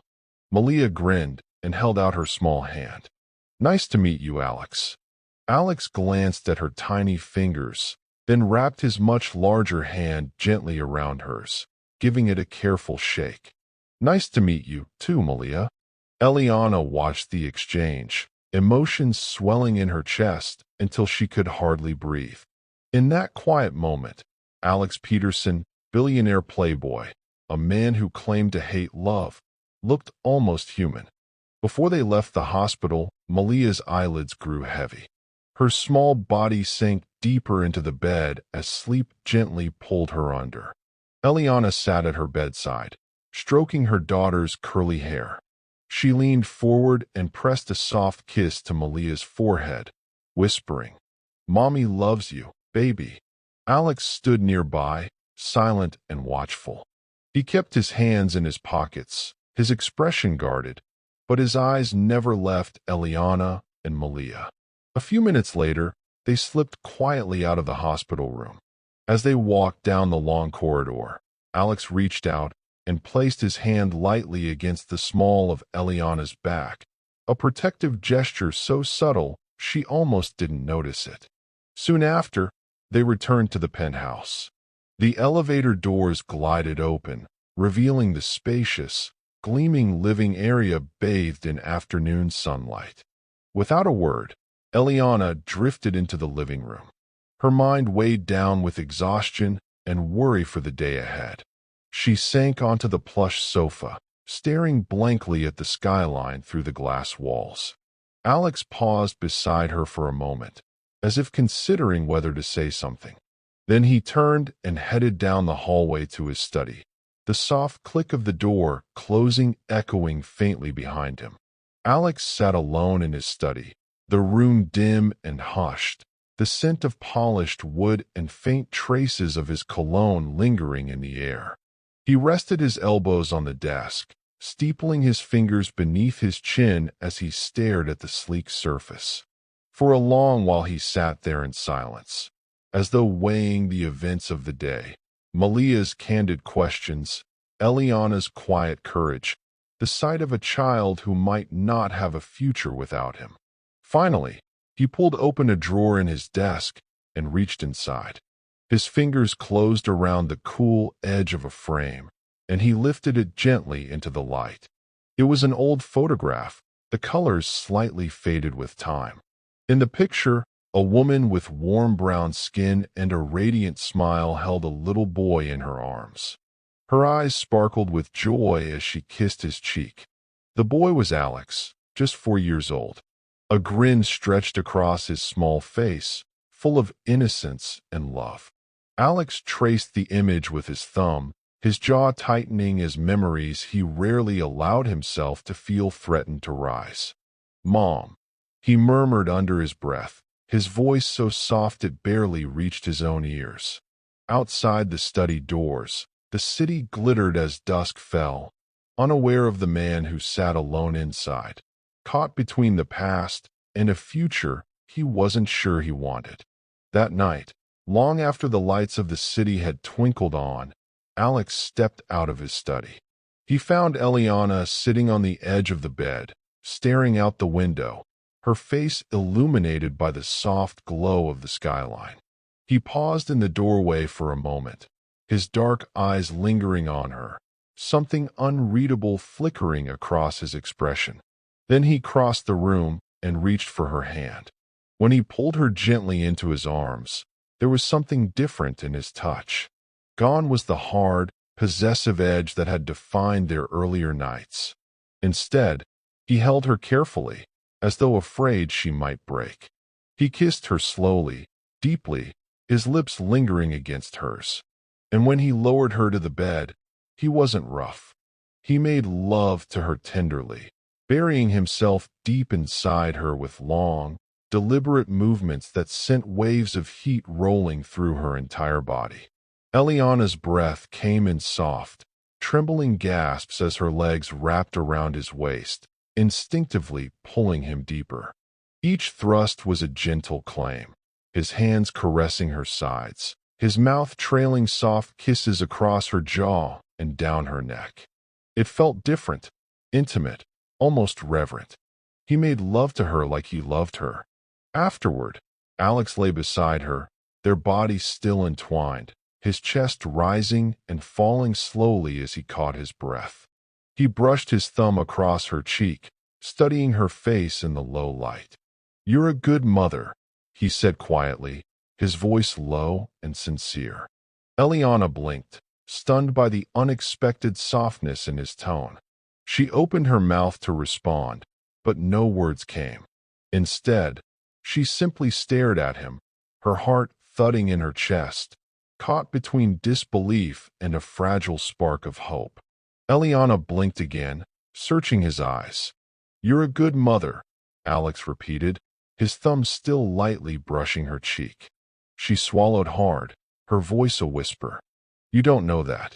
Alex shook his head slowly. "I do. I've been watching you. The way you look at her. The way you keep going even when you're exhausted. That's strength, Eliana. That's love." Her eyes filled with sudden tears, blurring the sharp planes of his face. "I'm just trying to keep her alive. And that makes you a good mother," Alex said firmly. Eliana let out a shaky breath, her chest tightening. "Why are you being like this?" she asked softly. "This gentle." Alex fell silent for a long moment, his gaze shifting toward the window where city lights shimmered in endless patterns. "Because," he said finally, "I've been with a lot of women, but none of them have ever been like you." She blinked, confused. "Like me? How?" Alex's jaw tightened. "You're not trying to take anything from me. You're not pretending to love me so you can dig your claws into my bank account. You're real." Eliana stared at him, tears slipping silently down her cheeks. "Alex, I didn't want this, any of this. I just wanted to save my baby." "I know," he said quietly, "and that's why I'm not going to hurt you." She frowned, trying to understand. "But you already have." Alex's breath caught slightly, and for the first time, uncertainty flickered in his eyes. He brushed her hair back gently. "Maybe, but I'm trying not to." He exhaled and lay back on the pillow beside her, staring at the ceiling. "I used to think love was weakness," he murmured. "But tonight with you, it didn't feel weak." Eliana's lips parted, her heart pounding in her chest. "Alex," she began, but he shook his head as if closing a door inside himself. "Don't," he said softly. "Don't say anything. Let's just sleep." And so they lay there side by side, the silence between them heavy with things neither dared to say out loud. Outside the city pulsed with life, but in that quiet room, time seemed to hold its breath. The following morning came with a pale gray dawn that crept slowly across the skyline. Eliana awoke to find Alex already dressed, standing by the floor-to-ceiling windows with his phone pressed to his ear. His back was to her, his tall silhouette outlined against the first soft glow of daylight. He spoke in low, decisive tones she couldn't quite make out. And even now, after everything, she felt a tremor of awe at how easily he seemed to control the world around him. When he ended the call, he turned and met her eyes. "Get dressed," he said quietly. "I'll have the car brought around." Eliana nodded and rose from the bed, her heart beating so hard it hurt. Today, her little girl had a chance to live. 30 minutes later, they walked side by side down the hospital corridor. Nurses passed them with polite nods, and a low hush of anxious families filled the air. Eliana tried to steady her hands, but they wouldn't stop trembling. She clutched Malia's stuffed bunny against her chest like a shield. At last, they reached Malia's room. Inside, her daughter sat propped up against her pillows, her hair pulled back in two neat braids by a kind nurse. Big brown eyes looked up at Eliana, bright with both fear and excitement. "Mommy," Malia whispered, holding out her hand. Eliana rushed to her side and took it gently, brushing a kiss over her knuckles. Alex remained in the doorway, silent but watchful. Malia's gaze flicked toward him. "Is it today?" she asked, her voice small.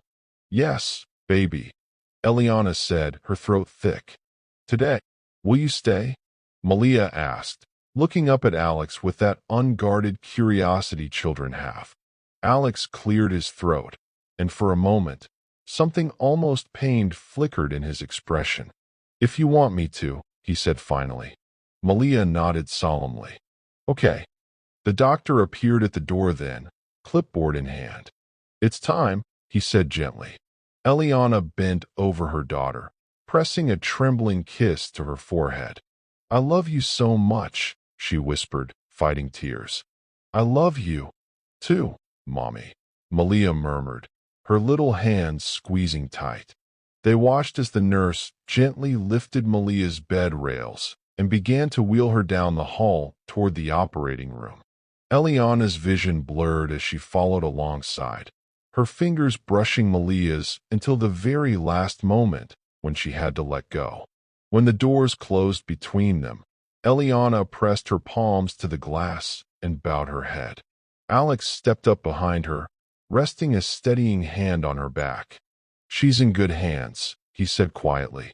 Eliana swallowed hard, her voice ragged. "I hope so." As they sat in the quiet waiting room, the sterile scent of antiseptic hanging heavy in the air, Alex leaned back in his chair and studied Eliana, his dark eyes unreadable. "Well," he said finally, breaking the silence, "you only have 2 days left in this arrangement." Eliana swallowed, her gaze dropping to the floor. "I know." Alex reached into the inside pocket of his suit jacket and pulled out a folded check. Without a word, he held it out to her. Eliana stared at it, then reached for it with trembling fingers. When she unfolded it, her breath caught. $3 million, the remaining money he'd promised her. "Thank you," she whispered, her voice shaking. Alex gave a single nod, his expression impassive. The hours dragged by. They sat side by side in the waiting room, the weight of exhaustion and anxiety pressing heavily around them. Neither spoke much. They were simply present. Eliana stared at the clock on the wall, her mind replaying every moment of the past week. Alex sat beside her, legs crossed, his fingers occasionally drumming on the armrest as he stared off into the distance, lost in his own thoughts. Late that night, the doors to the operating room swung open. Dr. Ellis emerged, his surgical mask hanging loosely around his neck, deep lines etched across his tired face. Eliana shot to her feet, so quickly her chair scraped loudly against the floor. Alex rose beside her, close enough that she could feel the heat of his body, though he didn't touch her yet. "The surgery was a success," Dr. Ellis said, a weary but genuine smile breaking across his face. "Malia did beautifully. She's stable and in recovery. You can see her soon." A choked sob tore from Eliana's throat as tears flooded her eyes. "Oh my God, thank you. Thank you," she cried, pressing both hands over her mouth. Before she realized what she was doing, she turned and threw her arms around Alex, burying her face against his chest. Tears streamed down her cheeks as her body shook with relief. For a moment, Alex stood frozen, his arms hovering uncertainly in the air.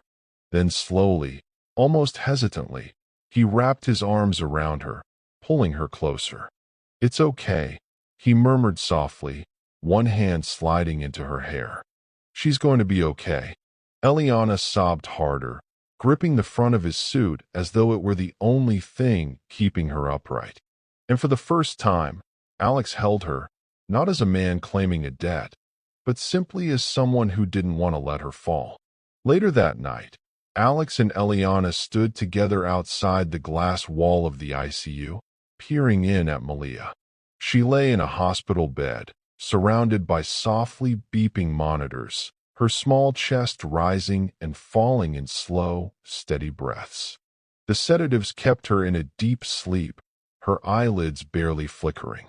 Eliana pressed her fingertips gently to the glass, a bittersweet smile trembling on her lips. "She's safe now," she murmured, her voice raw with relief. Alex nodded silently beside her, his hands buried in the pockets of his tailored slacks. By the time they returned to the penthouse, exhaustion clung to them like a second skin. Neither spoke a word as they entered the silent, gleaming space. Alex paused in the foyer, glancing toward Eliana as if he wanted to say something. But instead he turned and headed down the hallway to his study, closing the door quietly behind him. Eliana stood there for a moment, staring after him, then exhaled shakily and made her way to the bedroom. She slipped under the cool sheets and lay staring at the ceiling, the weight of the past week pressing heavily on her chest. Despite her fatigue, sleep eventually claimed her, pulling her into a deep, dreamless slumber. It was well past midnight when Alex finally left his study. He moved through the dim penthouse with slow steps, the city's lights casting silver-blue shadows across the marble floors. In the bedroom, he paused at the doorway, his dark eyes softening as he saw Eliana sleeping peacefully. Her hair spilled across the pillow, her features relaxed in the pale glow of the city lights filtering through the glass walls. Alex stepped closer, lowering himself onto the edge of the bed. For a long moment, he simply watched her breathe, his expression caught somewhere between longing and regret. Leaning forward, he brushed a stray lock of hair from her face and whispered so quietly that only the darkness heard him, "You deserve someone who can love you the right way." Then he lay down beside her, careful not to wake her, staring up at the ceiling as his own demons kept him company in the silence. The next few days passed in a blur between follow-up visits to the hospital, paperwork, and quiet moments in the penthouse. Time seemed both impossibly fast and painfully slow for Eliana. The morning she was to leave Alex's penthouse, sunlight spilled softly across the sleek furniture and marble floors. Alex had already gone. He sat in his office high above the city, the glass wall behind his desk framing the sprawling metropolis alive with honking horns, flashing billboards, and the endless flow of people. He leaned back in his chair, staring out the window, lost in thought. "Eliana, Malia, are you a nice person?" Malia's innocent question echoed in his mind, rolling through him with an unexpected ache. He found himself smiling faintly, shaking his head. He had always made it clear he didn't want commitment, a wife or children. Those were chains, he told himself, a liability. But now he wasn't sure. Meanwhile, back at the penthouse, Eliana stirred awake in the vast, silent bedroom. She sat up slowly, the weight of the past week pressing on her chest like a stone. For a long moment, she stared at the empty side of the bed where Alex had slept, her fingers brushing over the cool sheets. Then she exhaled shakily and began to gather her things. She moved quietly through the penthouse, her small bag clutched tightly in one hand. He left without even saying goodbye, she thought, her throat tightening. Am I foolish? Is there any woman who's given herself to a man over and over and didn't feel anything? She bit her lower lip to keep it from trembling. Slowly, she walked to the door, pausing one last time to look back at the place where her life had been turned upside down. Then she stepped out, closing the door behind her. She went straight to the hospital, her footsteps quickening as she reached Malia's room. Inside, her daughter sat propped up against her pillows, a little pale, but brighter each day. Malia's eyes lit up when she saw Eliana enter, but there was a searching look in them, too. "He didn't come, Mommy," Malia said softly. Eliana's heart twisted. She crossed the room and sat on the edge of the bed, taking Malia's small hand. "No, baby. He had to work today," Eliana said gently. Malia looked down at her fingers, then back up at her mother. "Will you tell him I missed him when you see him again?" she asked, her voice quiet and hopeful. Eliana forced a smile, though her chest ached. "Sure, baby," she said, brushing her daughter's cheek with trembling fingers. "I'll tell him." The doctor entered Malia's hospital room, glancing over the chart in his hands. Eliana rose quickly from the chair beside her daughter's bed. "Doctor, how soon can Malia go home?" she asked, hope tightening her voice. Dr. Ellis smiled warmly. "She's recovering quickly, Miss Dawson. If her vitals stay stable overnight, she can go home tomorrow." Eliana blinked back tears of relief. "Thank you, doctor. Thank you so much." Later that afternoon, Eliana sat in the small waiting area, her mind racing. She pulled out her new phone, the one Alex had given her, and scrolled through hotel listings. "I can't take her back to that old apartment," she thought, picturing the narrow stairway and peeling paint. "She deserves better, even if it's just a hotel for now." She booked a modest but comfortable hotel suite with an elevator, clean rooms, and space for Malia to recover safely. It wasn't the penthouse, but it would be enough. Meanwhile, that evening, Alex returned to the penthouse. The sun had long dipped below the horizon, leaving the city awash in neon lights and pulsing traffic below. He stepped through the front door, expecting the quiet, but still not prepared for how heavy the silence felt. He shrugged off his suit jacket and loosened his tie as he moved through the sleek, empty rooms. The soft hush of his footsteps echoed off marble floors and glass walls. He found himself standing in the doorway of the bedroom, staring at the neatly made bed. Eliana's things were gone. No soft blouse draped over the chair, no small purse on the dresser, no faint lingering trace of her floral scent. Alex exhaled slowly, running a hand through his hair. He crossed the room and sat on the edge of the bed, elbows resting on his knees. The city lights cast shifting patterns across his face, highlighting the hard set of his jaw and the glint of something far more vulnerable in his eyes. For a long while he sat there in the stillness, his chest tight with a jumble of emotions he'd spent years trying to avoid. Hope, possibility, regret. "I told myself I didn't want a wife or a family," he thought, staring at the city below. "But what if I was wrong?" The next day dawned bright and cool, sunlight streaming across the hospital corridors. Eliana stood beside Malia's bed as a nurse carefully removed the last monitoring wires and helped the little girl into a soft pink hoodie and leggings. "Mommy, are we really going home today?" "Yes, baby," Eliana said, her voice thick with emotion. "We're going home." Meanwhile, across the city, Alex sat in his office, one hand wrapped around his phone as he stared out over the gleaming skyline. "How is she, doctor?" Alex asked, his voice low and controlled. Dr. Ellis's voice came through the line, calm and reassuring. "We released her today, Mr. Peterson. The surgery went beautifully, and she's recovering well." Alex closed his eyes briefly, a small breath of relief escaping his chest. "Thank you," he said before ending the call. He sat there for a moment longer, the weight of silence pressing around him before he set the phone down gently on his polished desk. At the hotel, Eliana stood at the door, holding Malia's hand as they stepped into their modest suite. Sunlight spilled through the windows onto crisp white sheets and simple but welcoming furnishings. Eliana helped Malia onto the bed, arranging pillows around her and tucking her in carefully. "Mommy, can we stay here?" Malia asked suddenly, her eyes shining with hope. "Please."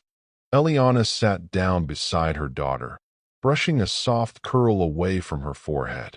"Just for a little while, baby," she said, her voice gentle but uncertain. "Until Mommy figures things out." Malia pouted, snuggling deeper into the covers. "I like it here. It's pretty, and there's an elevator, so I don't have to do stairs." Eliana laughed softly, though a hint of sadness lingered in her eyes. "I know, sweetheart. I like it here, too." She rose and crossed to the window, staring out at the busy city below. Her mind kept drifting back to the penthouse, to the man she hadn't heard from since he'd slipped out that last morning. "Don't be foolish," she scolded herself. "He gave you what you asked for. That's all." Yet, even as she told herself that, her heart refused to listen. Weeks later, life slowly began to take on a new shape for Eliana and Malia. With the money Alex had given her, Eliana purchased a beautiful 3-bedroom home on the outskirts of the city. It was nestled on a quiet street lined with tall trees and blooming flowers, far from the crowded sidewalks and constant noise of their old neighborhood. The air smelled fresh, and neighbors waved politely from manicured lawns as Eliana carried boxes into her new front door. Inside, sunlight spilled through wide windows onto gleaming hardwood floors. Malia skipped from room to room, squealing with delight. "Mommy, look, we have a backyard." Eliana smiled, though her chest ached with the bittersweet weight of how quickly everything had changed. That evening, as she unpacked a box of kitchen utensils, Eliana paused, staring into the cardboard depths. "I should call Sarah," she thought suddenly. "I want to tell her everything. How Malia is okay, how we have a house." But then her shoulders slumped. Her old phone, battered and cracked, had been left behind at the penthouse. All her contacts gone. A pang of loneliness tugged at her chest.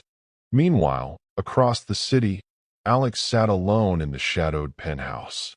The vast rooms were immaculate, every surface gleaming under the city lights outside the glass walls. But they felt empty, hollow. He tried to work, pored over contracts, fielded calls with executives, signed deals worth millions, but none of it quieted the gnawing restlessness inside him. Late at night, he found himself staring into the darkness, haunted by memories. His mind flickered back to that first night with Eliana, the way her soft sounds had filled the quiet bedroom, the feel of her nails digging into his shoulders, how she'd wrapped her arms around his neck and pulled him down into a hungry kiss that had made him forget who he was. He closed his eyes, exhaling a shaky breath. He missed her, and the truth he tried so hard to avoid was undeniable. Eliana Dawson had changed him. Days later, the early morning sun streamed into Eliana's new kitchen, catching motes of dust as they danced in the light. But Eliana barely noticed the golden glow. She sat slumped at the table, one hand pressed to her forehead as waves of nausea rolled through her stomach. Her skin felt clammy. Her eyelids drooped with a bone-deep exhaustion that sleep couldn't touch. "I can't be," she whispered to herself, shaking her head as though trying to fling the thought away. But the suspicion refused to loosen its grip. Later that afternoon, after Malia settled in for a nap, Eliana grabbed her purse and hurried outside. She flagged down a taxi, climbed in, and gave the driver the address of the nearest pharmacy. As the car wound through quiet streets, Eliana stared out the window, her pulse thundering in her ears. Inside the bright fluorescent aisles of the pharmacy, she moved quickly, plucking a small pink and white box from the shelf. No, she grabbed another for good measure. 2 tests, just to be sure. At home, Eliana shut herself in the bathroom, her hands trembling as she tore open the first package. Moments later, she sat on the closed toilet lid, gripping the plastic stick so hard her knuckles were white. When she dared to look, her eyes widened, her heart seeming to stop in her chest. Two bright red lines. No, no, no, she repeated, shaking her head in disbelief. She ripped open the second package and hurried through the process again, praying the first result had been a mistake. But when she checked the second test, her breath left her in a strangled gasp. Two red lines stared back at her. She pressed both tests onto the bathroom counter and backed away as if they might burn her fingers. I'm pregnant. Tears welled in her eyes as she wrapped her arms around her middle, sinking to the cool tile floor. Everything spun around her. Malia, the house, her future, and Alex. What am I going to do? She thought, her mind spiraling into panic. Days passed in a fragile quiet. Eliana sat alone one night in her new living room, the soft glow of a lamp illuminating cardboard boxes. She still hadn't unpacked. Malia was asleep in her new bedroom down the hall, breathing softly. Eliana stared down at the two pregnancy tests lying hidden at the bottom of a kitchen drawer. She pulled them out, holding one in her trembling hands. Two red lines, proof that everything had changed again. She leaned back against the sofa, closing her eyes as tears slipped down her cheeks. What am I going to do? Images crowded her mind. Alex's dark eyes as he stared into hers, the way his touch had turned gentle, the soft whisper in the dark. You deserve someone who can love you the right way. And then his absence, the way he'd left that last morning without even saying goodbye. He doesn't want a wife or a child, she thought bitterly. I was just business to him. Yet the memory of his arms around her after Malia's surgery haunted her, softer than any lie she tried to tell herself. That night, Eliana curled into a ball on the sofa, her hand resting protectively over her stomach. I have to think of Malia first. And now this baby. A silent sob shook her chest. But how can I do this alone? Meanwhile, across the city, Alex sat in his glass-walled office as midnight glowed on the skyline beyond. Stacks of contracts and reports cluttered his desk, the light of his laptop casting blue shadows across his chiseled face. But he couldn't focus. He worked longer hours than ever, driving himself into exhaustion. Yet even while signing billion-dollar deals, his mind flickered away, to the softness of Eliana's skin under his fingertips, to her tears when she thought no one was looking, to the tiny, brave girl who had asked him if he was nice. Alex slammed a file shut, pushing it aside. Get it together. But he couldn't shake the memory of the empty penthouse. He couldn't stop replaying how she'd looked that last night, curled against him, whispering his name as if he was the only man in the world. I don't want commitment, he told himself. I don't want a family. But as he stared out over the shimmering city, a single question echoed through his chest like thunder. Then why does it feel like I've already lost them both? The next day dawned over the city, casting long beams of sunlight between towering skyscrapers. Alex sat behind his sleek mahogany desk, a fresh espresso steaming at his elbow. Papers and contracts lay neatly stacked, but his gaze remained distant. He drummed his fingers once on the polished surface, then pressed a button on his intercom. Sarah, he said, addressing his personal assistant. Yes, Mr. Peterson. Her voice crackled back, polite and professional. From now on, no more personal loan requests come through me first, Alex said firmly. Have all requests go directly to legal for processing. No exceptions. There was a brief silence on the line. Yes, sir. Understood, Sarah replied. Alex ended the call and sat back, exhaling a slow breath. No more blurred lines. Business stays business. But his resolve faltered as he picked up his phone and scrolled through his contacts. He stopped at her name, Eliana Dawson. His thumb hovered over the screen. Just call her, a voice whispered in his head. See if she's okay. But he didn't press the button. Instead, he tossed the phone onto his desk, leaning back with a frustrated sigh. Meanwhile, on the quieter outskirts of the city, Eliana sat at her new kitchen table, a laptop open in front of her, a steaming mug of tea beside it. She'd spent the morning researching schools for Malia. She wanted her daughter to have a fresh start, a good school in a safe neighborhood.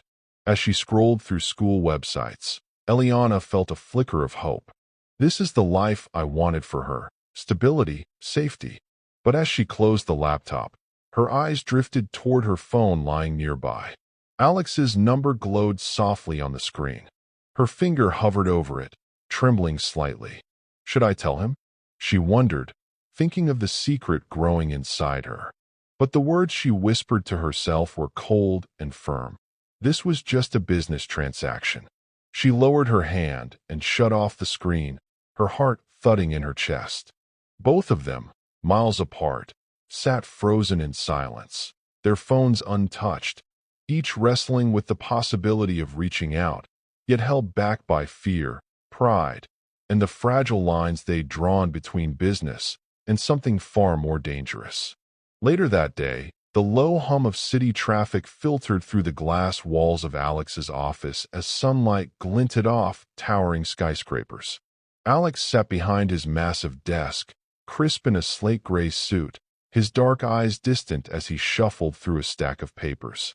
Across from him, Michael lounged casually in one of the plush chairs, his grin easy and eyes bright with mischief. "Business has improved," Michael said, leaning forward, elbows resting on his knees. "That 10 million you gave me, it made a world of difference, man." Alex nodded faintly, though his gaze flicked away toward the skyline. "That's good," he murmured. Michael tilted his head, studying his friend closely. "You good, man?" he asked. "Oh, yeah," Alex said quickly, shifting in his seat. "Just a few things on my mind." Michael's eyes narrowed as a teasing smile tugged at the corners of his lips. "Does it have to do with the girl I heard you had at your penthouse?" he asked, voice dipping into a playful tone. Alex's eyes snapped back to his friend. "How you know about that?" he demanded, brow arching sharply. Michael chuckled. "I have my sources," he said, tapping his temple. "Nothing stays secret forever, bro." Alex scowled, but couldn't quite hide the faint smirk that tugged at his lips. "It was business," he said flatly, twirling a pen between his fingers. "That's all it was supposed to be." "Uh-huh," Michael said, crossing his arms. "Except you're sitting here acting like somebody shot your puppy." Alex glared at him, though his shoulders slumped slightly. Michael leaned in closer. "Look, man, if she's still on your mind, maybe it wasn't just business. You ever think of that?" Alex let out a slow breath, staring at the polished surface of his desk. "Yeah," he admitted softly. "Lately, I've been thinking about her a lot." Michael's grin softened into something more serious. "Then what are you waiting for? Go see her before it's too late." Alex sat there in silence as Michael's words echoed in his mind. Across the city, Eliana's name still sat untouched in his phone, and he wondered for the first time if walking away had been the biggest mistake he'd ever made. The next day, Eliana stood outside the gates of a beautiful new elementary school nestled among quiet streets lined with blossoming trees. Sunlight shimmered off freshly painted walls and colorful playground equipment as children laughed and teachers guided parents through morning routines. Eliana clutched a manila folder against her chest, her stomach fluttering with nerves. She drew in a deep breath and stepped inside. Immediately, she was greeted by a friendly young woman with warm brown skin, stylish curls pinned back with a gold hair clip, and a bright, welcoming smile. "Good morning," the woman said. "I'm Mrs. Lewis, assistant principal. Are you here for enrollment?" "Yes," Eliana said softly. "For my daughter, Malia Dawson." Mrs. Lewis led Eliana into her cozy office, sunlight streaming through high windows and spilling across neat shelves filled with books and student artwork. They talked for a while about Malia's recent health journey, the school's programs, and all the ways they could support her transition. "It'll be wonderful to have her here," Mrs. Lewis said, shaking Eliana's hand firmly. She handed Eliana a crisp school handbook, the logo embossed and shining blue on the cover. As Eliana stood to leave, A sudden wave of nausea slammed into her like a crashing tide. Her vision blurred. The room seemed to tilt beneath her feet. She stumbled slightly, one hand bracing against Mrs. Lewis's desk, though she managed not to fall. "Are you okay, ma'am?" Mrs. Lewis asked, concern creasing her brow. "Yeah, thanks. I'm okay," Eliana murmured, forcing a smile as she tried to steady her breath. Just then, the glass front doors of the school swung open and Michael stepped inside, a phone pressed to his ear. He paused, spotting Eliana as she wavered near the office doorway. Instinct kicked in. Michael slipped his phone into his pocket and quickly crossed the lobby, his tall frame moving with purpose. "Hey, need some help?" he asked, reaching out to gently steady Eliana's arm. Eliana blinked up at him, eyes wide with surprise. She didn't know this man, and he didn't know her. But for a moment, his steady grip kept her upright as the world slowly stopped spinning around her. "Hi, Eliana," she said softly. "Hi, Eliana," he replied, smiling warmly. "I'm Michael." "It's nice to meet you, Michael," Eliana said, offering a small, polite smile as she gently eased her arm free, regaining her balance. Mrs. Lewis emerged from the office, still beaming. "Well, I'll see you tomorrow then, Miss Dawson," she said brightly. "And don't hesitate to call if you have any questions." "Thank you," Eliana replied, clutching the school handbook a little tighter. Michael and Eliana exchanged a brief nod as they both stepped out into the sunlight streaming across the schoolyard. Meanwhile, across the city, Alex made his way into the familiar food court. He hadn't been there in weeks, and a strange mixture of memories and regret tightened his chest as he scanned the bustling space. Bright fluorescent lights gleamed off polished tiles as the scent of sizzling food wafted around him. He was about to turn away when a voice called out timidly behind him. "Hello, sir." Alex turned, surprised, and found Sarah standing there in her food court uniform. She looked a little nervous, wringing her hands together, but her eyes shone with quiet concern. "Is Eliana all right?"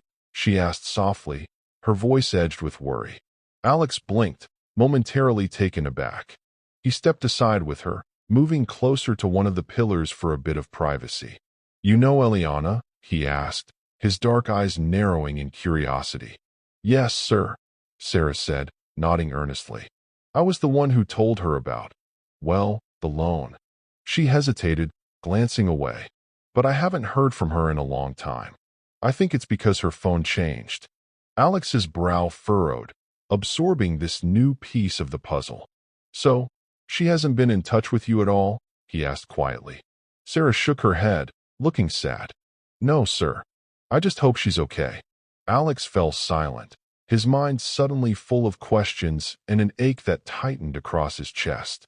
He stood a moment longer, his tall frame casting a sharp silhouette beneath the bright lights. "Well, I haven't seen her in weeks either," he admitted finally, his voice low, almost as if confessing something to himself rather than to Sarah.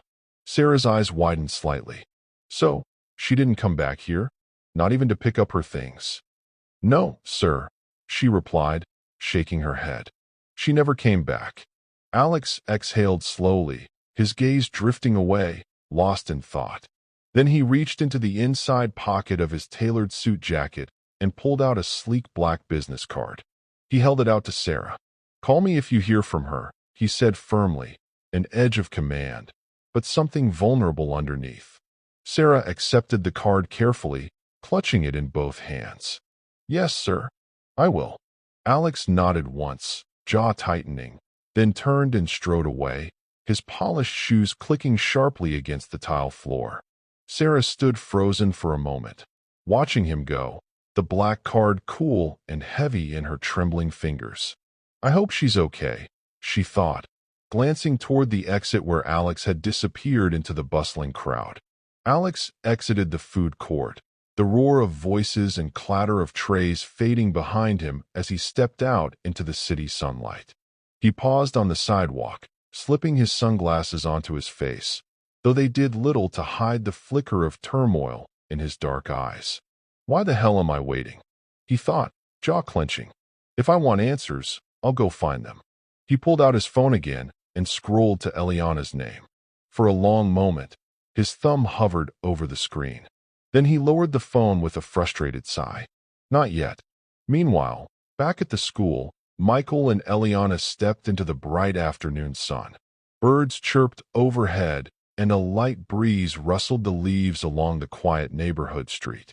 Michael kept pace beside her, one hand in his pocket, the other shielding his eyes from the sun. "You sure you're okay?" he asked, glancing sideways.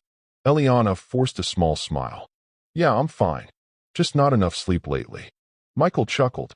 "Yeah, I know how that is." He offered his hand again, this time more formally. "Anyway, Michael Benson. Nice to meet you properly, Eliana." Eliana shook his hand, feeling the warmth of his palm. "Nice to meet you, too, Michael." Michael gave her a curious look. "You new in this neighborhood?" "Yeah, just moved here recently," Eliana said carefully, keeping details vague. "Trying to get my daughter settled into a new school." Michael nodded thoughtfully, hands slipping into his pockets. "Well, if you ever need help, or someone to lift heavy boxes or whatever, I'm around," he said with a playful grin. Eliana laughed softly, though her eyes were distant. "Thanks. I'll keep that in mind." As they parted ways, Michael watched her go, a thoughtful frown tugging at his brow. She seems familiar somehow, he thought. Later that evening, Alex sat in his penthouse study, the city's lights glittering outside the towering windows. He stared at Eliana's name on his phone one more time. Finally, he typed a message. "Eliana, are you okay? Where are you?" He hovered over the send button, then erased the message. Damn it. Instead, he grabbed his keys and left the penthouse, determination blazing in his eyes. "I'll find her myself." Alex sat in his sleek black sports car parked along a busy city curb, the soft hum of the engine purring beneath him. He stared at the phone in his hand, thumb drumming restlessly against the steering wheel. Finally, he dialed Eliana's number. It rang once, twice, 3 times, no answer. He let it ring until it went to voicemail, then disconnected with a tight sigh, muscles bunching in his jaw. Without hesitating, he tapped another number and lifted the phone to his ear. "Mark, I need to see you ASAP," Alex said curtly. "Okay, boss," came the brisk reply. "Where should we meet?" "I'll text you the address." "Copy that." Alex ended the call and dropped the phone into the cup holder, his mind already churning with possibilities. Meanwhile, across town, Eliana sat in a cool, brightly lit examination room. She perched on the edge of the cushioned bench, Malia seated beside her, swinging her legs, a soft pink hoodie zipped up around her small frame. Dr. Ellis stood before them, flipping through a slim chart. His kind face creased into a gentle smile. "So, how are you feeling these days, Malia?" he asked, leaning forward. "Good. My tummy doesn't hurt anymore," Malia grinned. "That's wonderful," Dr. Ellis said warmly. "You're one brave little lady." Just then, a nurse popped her head into the room, her voice low and urgent. "Dr. Ellis, I'm so sorry, but Mr. Peterson is here to see you." Dr. Ellis blinked, looking momentarily surprised. "Please give me a minute," he told Eliana gently before stepping outside. Eliana's breath caught sharply. "Mr. Peterson." She glanced down at Malia, panic tightening her chest. "He's here," she whispered. "Who, Mommy?" Malia asked, confused. But Eliana didn't answer. Instead, she grabbed Malia's hand and slipped off the bench. "Come on, baby," she said softly. "We're going to the ladies' room for a minute." Together, they hurried into the hallway. Eliana's heart hammered as she led Malia into the quiet refuge of the restroom, her mind spinning. "I'm not ready for him to know." In Dr. Ellis's office, Alex sat on the edge of a visitor's chair, one leg bouncing impatiently as he stared at the door. Moments later, Dr. Ellis entered, pushing his glasses higher on his nose, a look of polite surprise on his face. "Mr. Peterson," he said, "I wasn't expecting you today." Alex didn't waste a second. Did Eliana and Malia come here since Malia was released from the hospital? he demanded, voice sharp and urgent. Dr. Ellis hesitated, flipping through the folder in his hands. "Oh, they're here today," he said. Alex's eyes widened, a flicker of raw hope cutting through his guarded expression. "Where?" he asked quickly, already halfway to his feet. Dr. Ellis tucked the folder under his arm. "Let's go." They stepped briskly down the hallway, Dr. Ellis leading the way. He pushed open the examination room door. The room stood empty. The paper sheet on the bench was rumpled.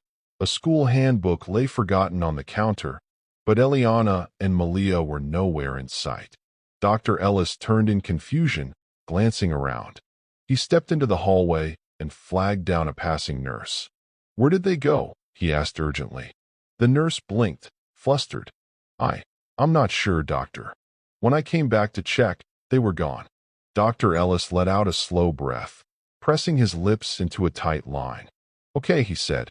Alex turned to him, dark eyes glittering with a mix of frustration and worry.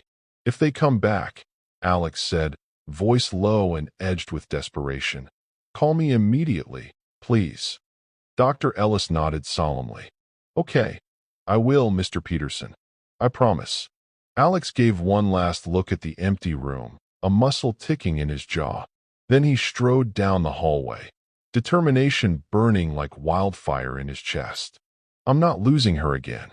After a while, the restroom door creaked open and Eliana stepped out, holding tightly to Malia's hand. Her heart still thudded painfully in her chest, but she tried to school her features into calm. In the hallway, Dr. Ellis spotted them immediately.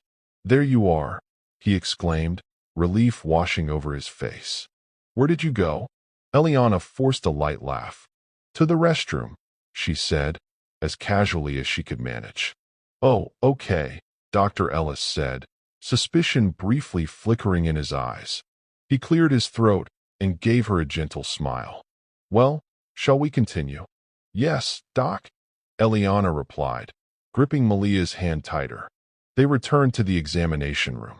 For the next hour, Dr. Ellis carefully checked Malia, examined her vitals, and reviewed her test results. "All looks good," he said, signing off on the chart. "She's recovering beautifully."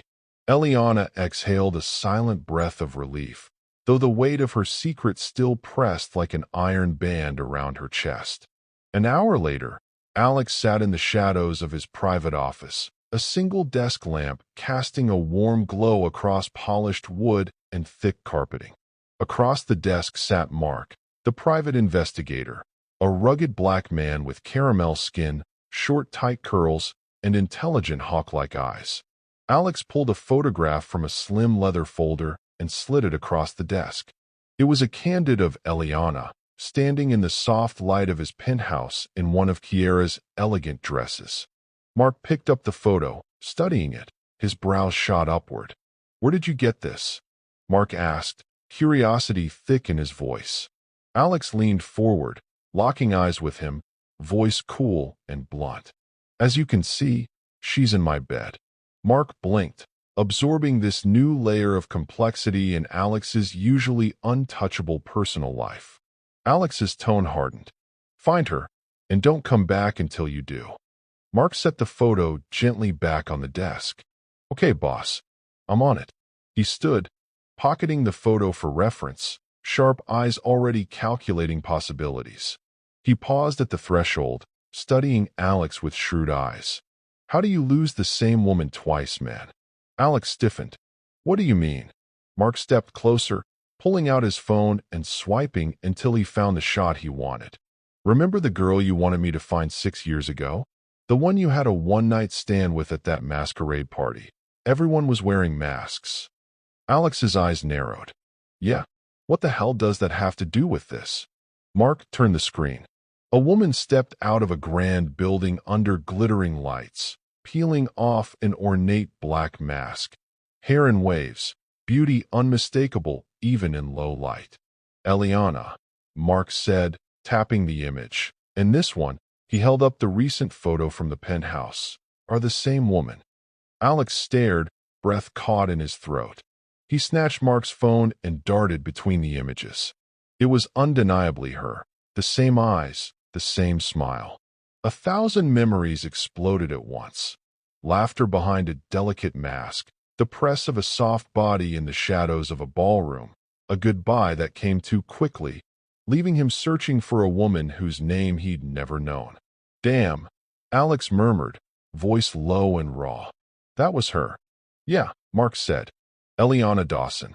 She disappeared that night after the party. You spent weeks trying to find her. And now here she is again. Alex sat back, stunned. His world shifted as the pieces clicked together.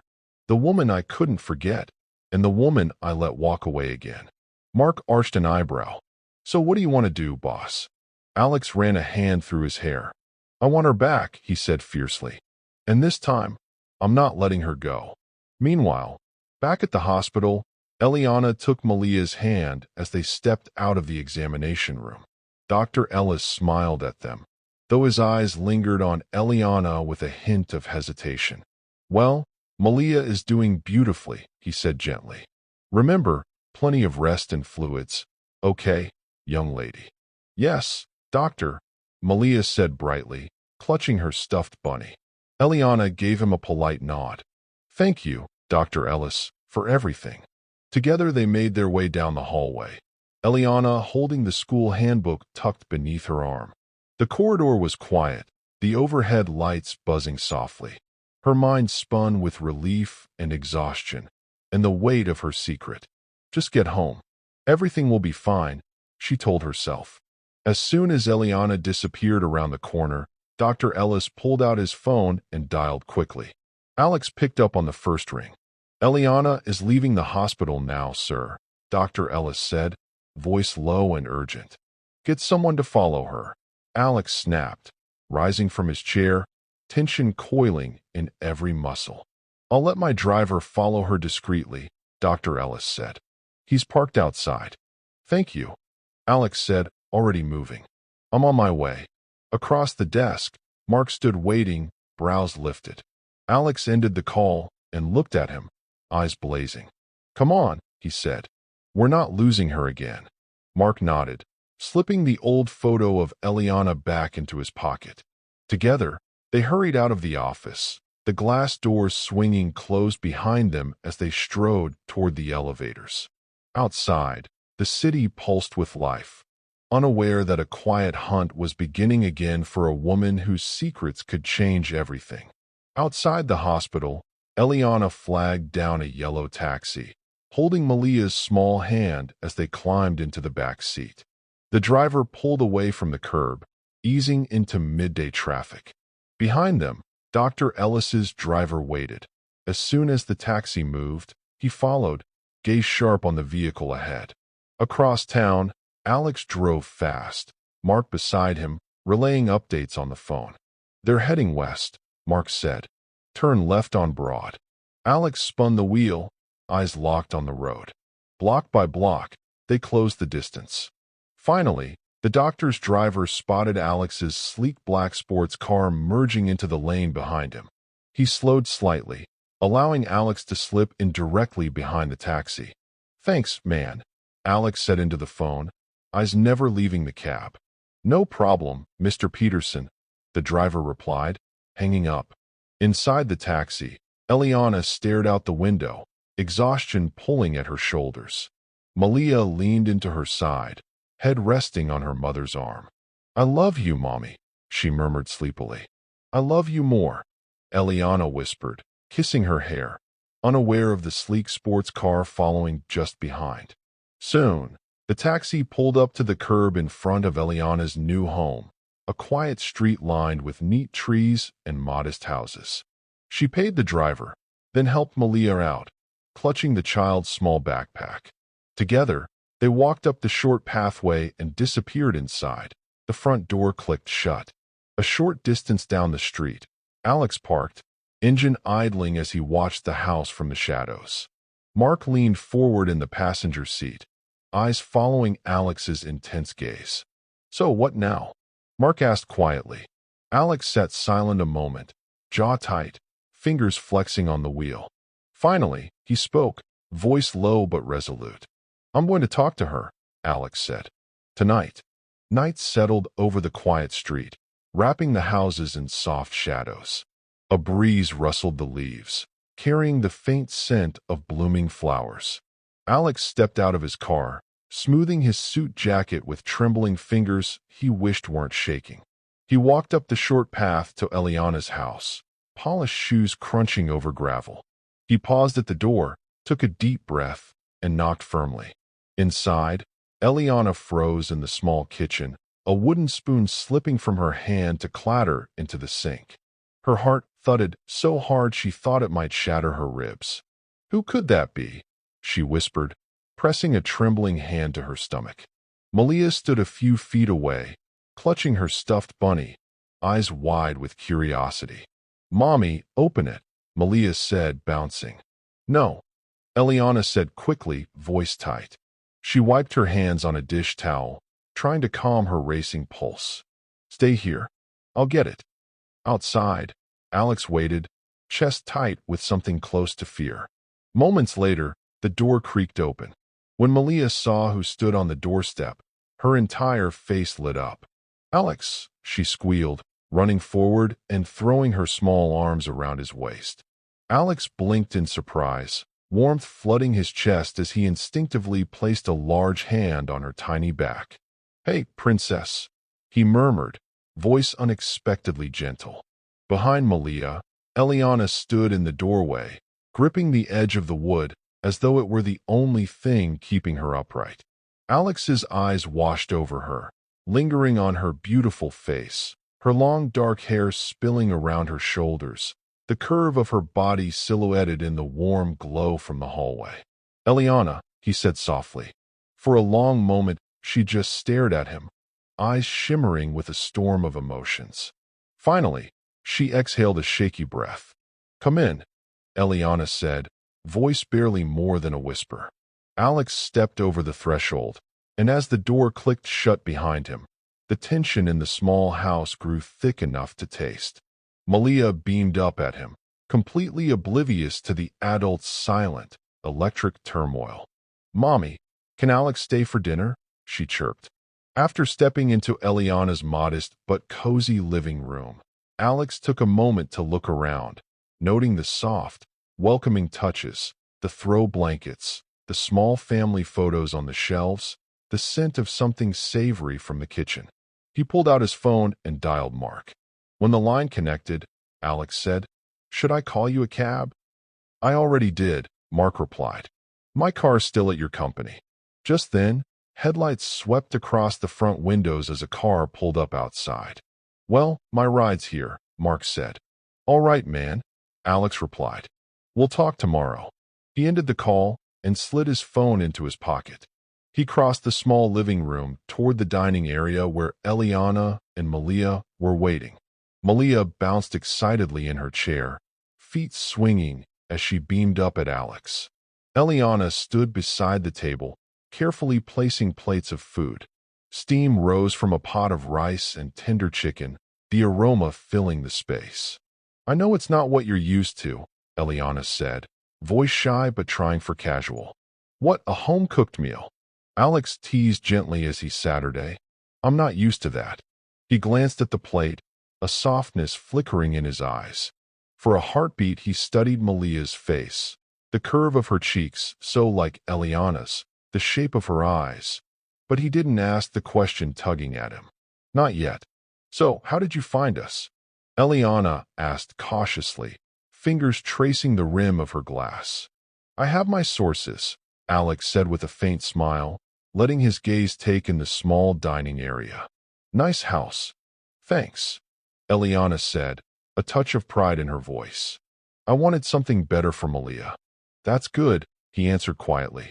"She deserves it." "Alex, can you come to my school sometime?" Malia piped up, clutching her stuffed bunny. Alex blinked, caught off guard. He glanced at Eliana, then back to Malia, a small smile forming. "Sure, princess, if it's okay with your mommy." "Yay," Malia clapped. Eliana laughed softly. "I think the whole school would faint if a billionaire showed up in the lunchroom." "Why?" Alex's voice dropped to a warm velvet. "I'd just be there to see one special girl." "Me?" Malia pointed at herself. Exactly, he said, tapping her nose. Malia giggled and settled back into her food. After dinner, Malia yawned and leaned against Eliana. Mommy, can Alex read my bedtime story? Please. Eliana started. Malia, Alex is. Alex touched Eliana's arm lightly. Of course. I'd love to. A few minutes later, he sat on the edge of Malia's small bed, the soft glow of a princess nightlight spilling across the room. Malia snuggled under her blanket, Bunny tucked against her cheek, while Alex read in a low, soothing voice. By the last page, her eyes had drifted shut. He brushed a gentle kiss to her forehead. Good night, princess. He slipped out and pulled the door to. In the living room, Eliana sat on the couch, twisting her fingers. Alex sank into the chair opposite. Can we talk? Sure, she said, swallowing. He hesitated. Can I ask you something? Who is Malia's father? Eliana went still.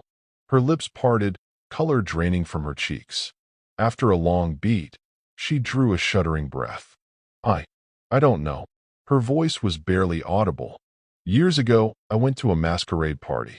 I met a guy. We danced, we drank, and one thing led to another.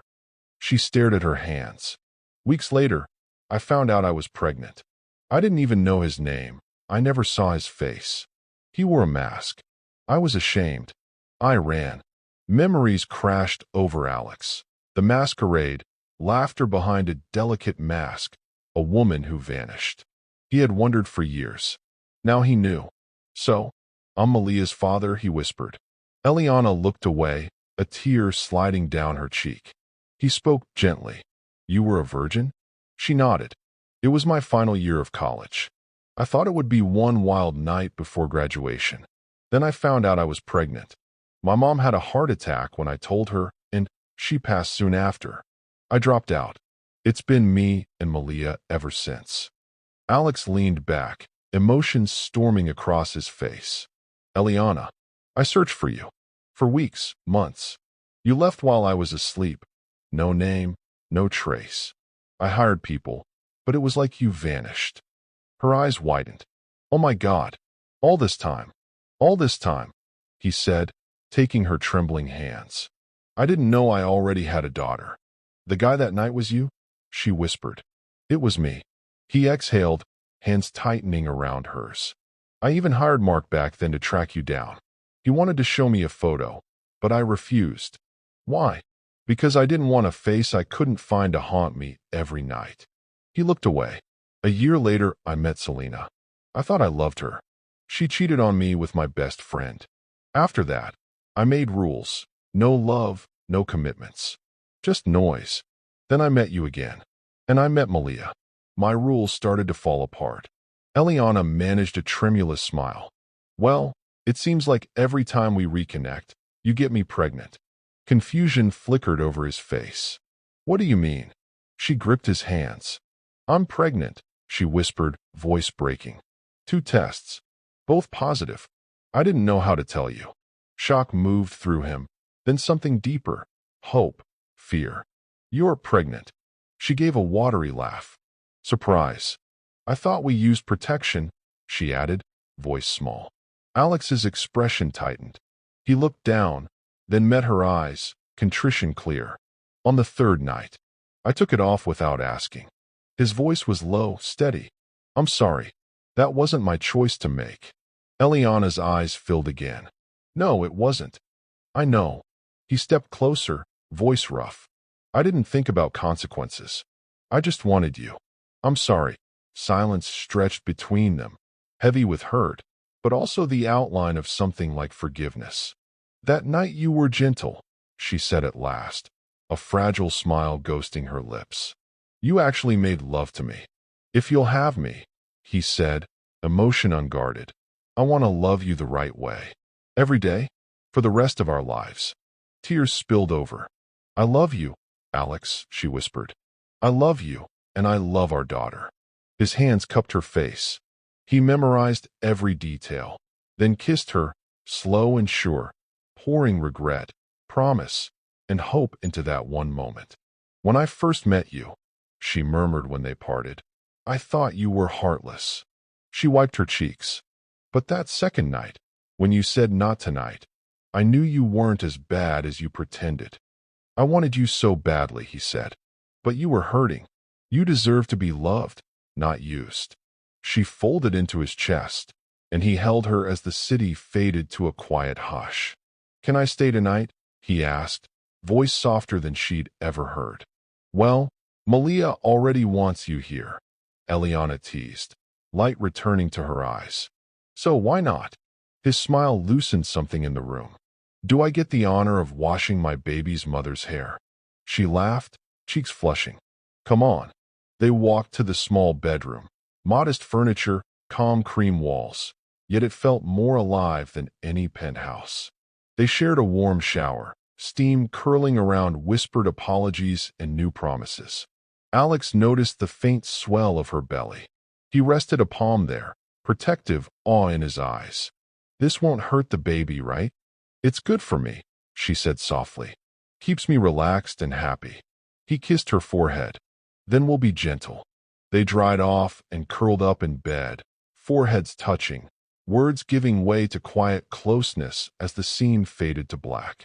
The next morning, soft sunlight filtered through light curtains. Alex and Eliana lay entwined, peaceful after a night that had changed everything. Suddenly, small footsteps thundered down the hall. Malia burst into the room, hopping onto the bed with her bunny. She froze when she saw Alex, eyes going wide, then squealed with delight. Yay, yay, she bounced on the mattress, laughter ringing through the room.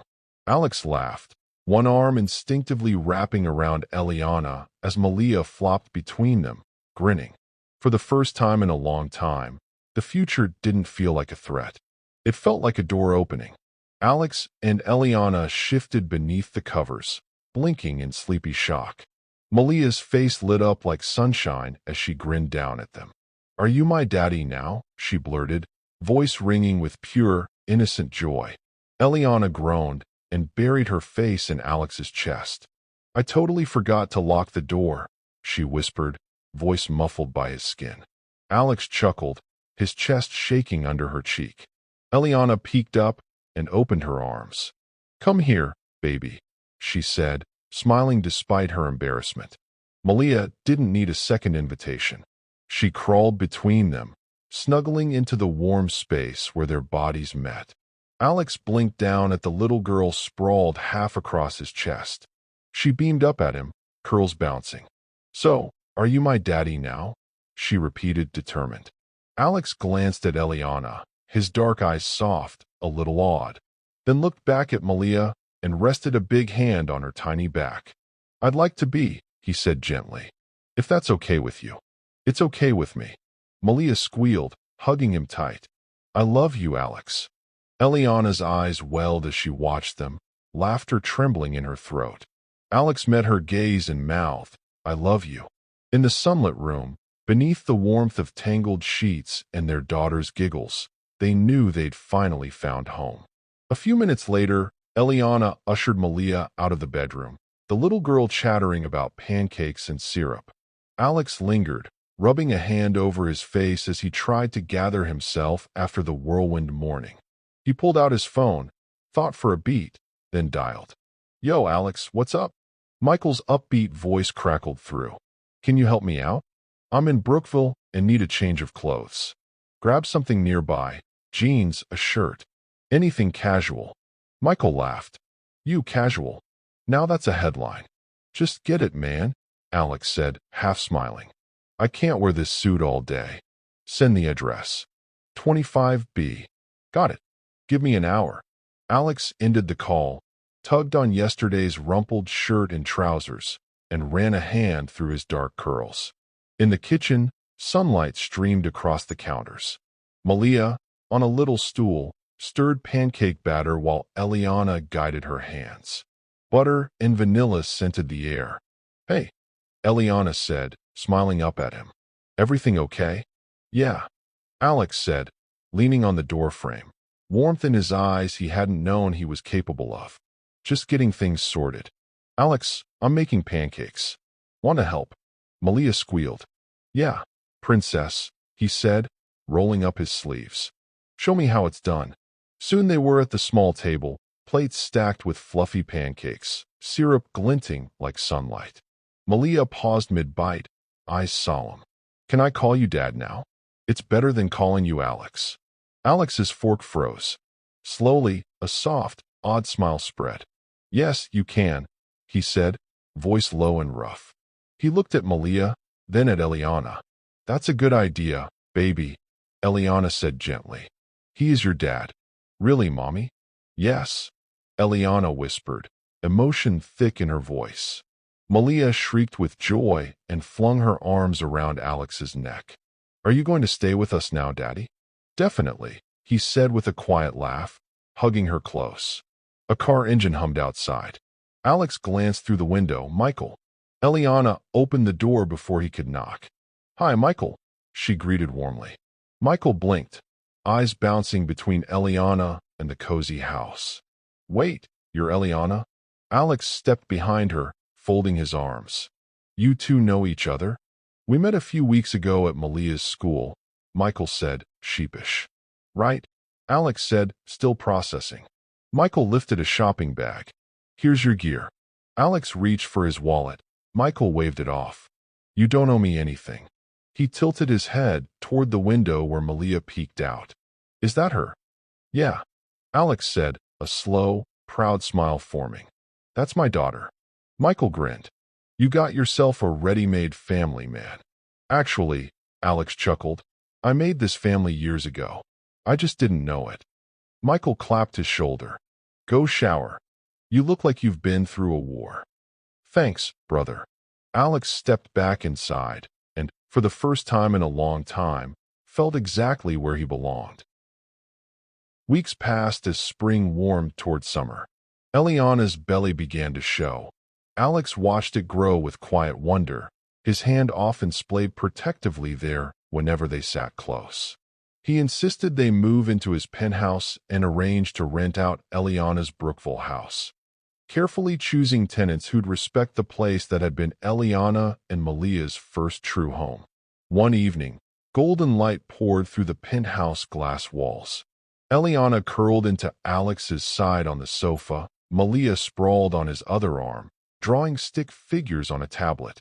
We should talk about changing Malia's name, Alex said, brushing a finger through his daughter's curls. I want her to have mine. Eliana's eyes softened. I think she'd love that. Eliana sighed, gaze drifting over the city. Alex, we need a house. Not a penthouse. A real house with a porch and a backyard. Whatever you want, babe, he said without missing a beat. Big enough for 2 kids to run around. She kissed his cheek, smiling. And I want to see Sarah soon. I spoke to her a while back, Alex said. She was worried about you. Eliana suddenly remembered her old phone. She opened a drawer, found it, powered it on, and tapped Sarah's number. Hello, Sarah, it's Eliana. A delighted shriek, laughter, happy tears. I've got so much to tell you, Eliana said, grinning at Alex. They set a time and met the next morning at a cozy cafe near the food court. Eliana arrived in a flowing summer dress that hugged her growing bump. Sarah waved both arms and nearly tackled her in a hug. Look at you. You're glowing, Sarah said. Eliana blushed, nodding. Yeah, I am. Sarah arched a brow. Does this have anything to do with the billionaire who stormed through the food court asking about you? Eliana groaned, laughing. Oh yes. It's a long story. Over iced coffee and warm pastries, Eliana told it. Alex, the penthouse, the masquerade years ago, Malia's surgery, the new baby. By the end, Sarah sat slack-jawed, hand to her chest. Girl, Sarah whispered, your life turned into a movie.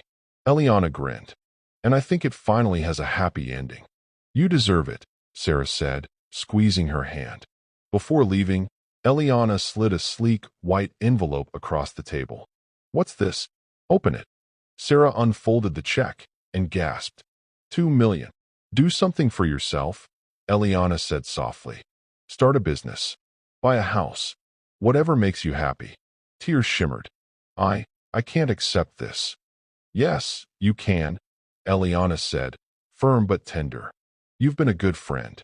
Sarah pulled her into another fierce hug.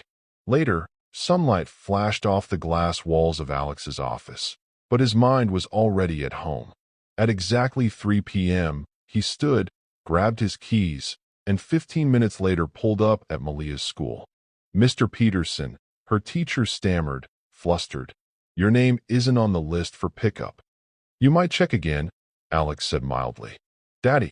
Malia came barreling forward, arms around his waist just as the teacher's phone pinged with the updated authorization. Sorry, sir, it's all cleared. No problem, he said. You're doing your job. He lifted Malia easily. Ready to go home? I am, Daddy. At the penthouse, warm afternoon light filled the rooms.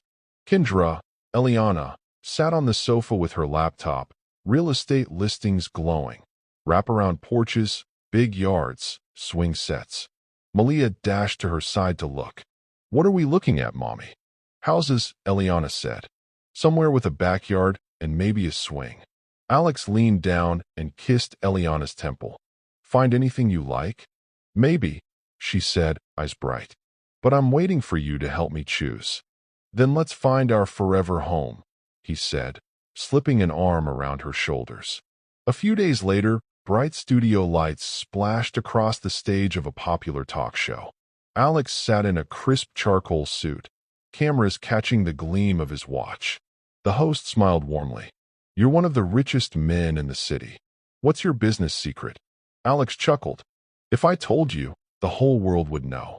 But I can say this. Growing up, I didn't have much support. My dad was lost in his grief after my mom died, so I had to grow up fast. The host's expression softened.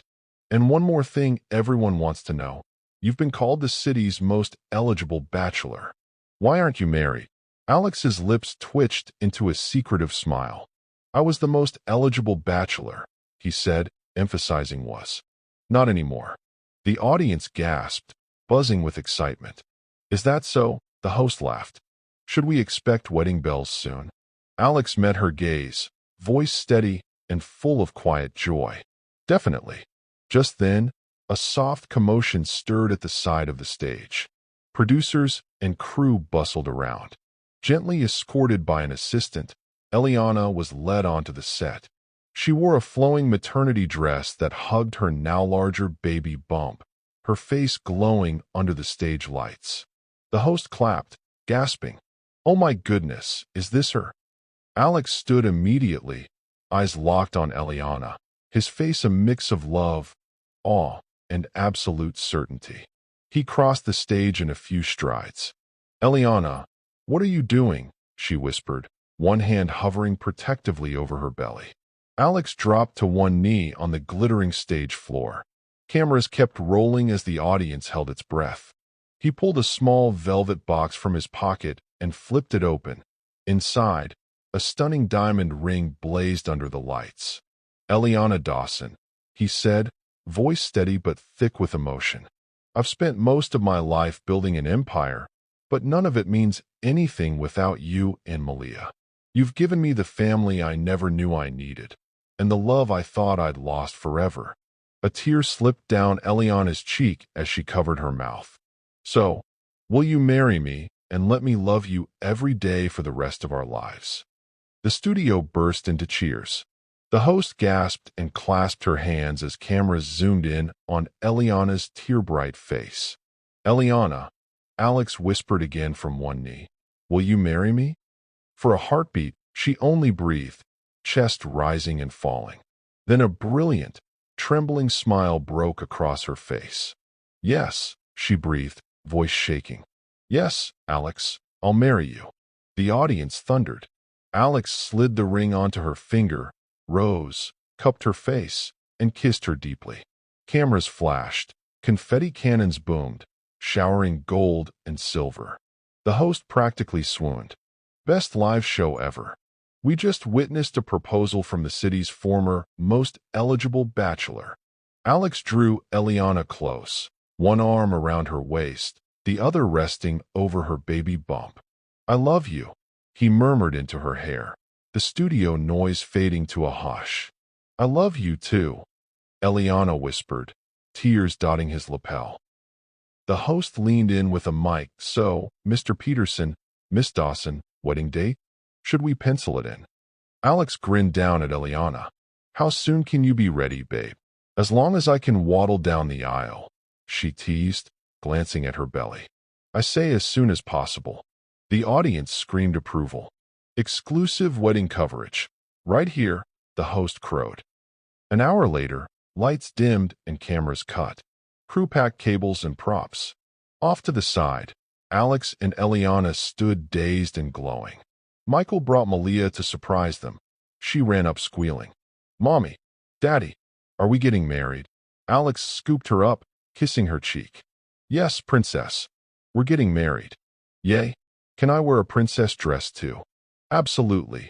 Eliana laughed, and Alex nodded. Michael clapped Alex's shoulder. Congrats, man. I always knew you were a goner. Alex rolled his eyes, smiling as he tightened his arm around Eliana. Yeah, I was. As they left the studio hand in hand, Eliana leaned into him. I think this really is our happy ending. Alex kissed her temple. No, this is just the beginning. Their new home was breathtaking. A 2-story modern estate perched atop gentle hills with ocean and skyline beyond. Tall palms lined a winding drive. Gardens bloomed around a mosaic-tiled fountain. Inside, a renowned designer balanced elegance with warmth. Plush white sofas, sleek stone counters, subtle gold accents that shimmered in sunlight. Eliana insisted on designing the nursery herself. Soft creams and blush pinks, stenciled stars on the ceiling, a cozy rocker in the corner, and tiny clothes already hung for the baby. Weeks later, waves whispered against a white sand beach under a flawless sky. Rows of guests faced the ocean on white chairs draped with orchids and crystal strands. Cameras from the talk show hovered discreetly. Malia, in an ivory dress sprinkled with tiny pink blossoms, walked solemnly as flower girl, tossing petals with shining pride. Eliana approached next, radiant in flowing silk that shimmered like water. Her veil trailed across the sand. Alex, in an elegant white linen suit, watched her as though no one else existed. Alex and Eliana, the pastor said above the waves.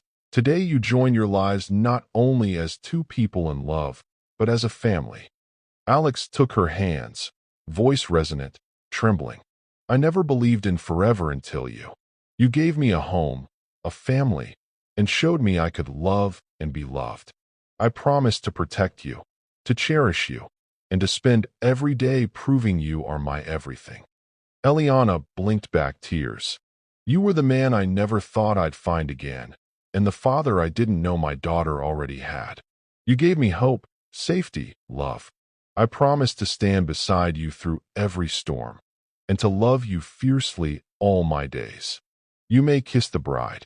Alex cupped her face and kissed her, soft, then deeper, as applause crashed like surf. A single gunshot split the air. Alex's eyes widened. He staggered, crimson blooming across his white linen shirt. Eliana, he choked, knees buckling. Eliana screamed, catching him as best she could, fingers slipping on blood. Alex, oh my God, Alex. Chaos. Guests scattered, security surged. A woman in a shimmering teal dress stood trembling a few yards away, mascara streaking as she clutched a small pistol. He was supposed to be mine, she shrieked. A security officer fired. A clean shot dropped her to the sand, the gun spinning free. Medics rushed to Alex, pressing bandages hard to his side. Stay with me, Alex. Eliana sobbed, hands slick with blood. Please, don't you dare leave me. Alex blinked up at her, face pale, lips trembling. I love you. Blood stained the pale sand as the medics lifted Alex onto a stretcher, moving quickly but carefully. Eliana clutched his hand, refusing to let go, tears streaming down her face as the wind whipped her veil around her shoulders. Please don't leave me, Alex, she sobbed, bending close so he could hear her over the chaos. You stay with me. You hear me? You stay with me." Alex's breathing came in shallow gasps, his dark eyes half-lidded as he tried to focus on her. "I'm trying, baby," he murmured, his voice a hoarse whisper. His fingers squeezed hers faintly, the only strength he could muster. The crowd of guests parted as the medics rushed him toward the waiting ambulance.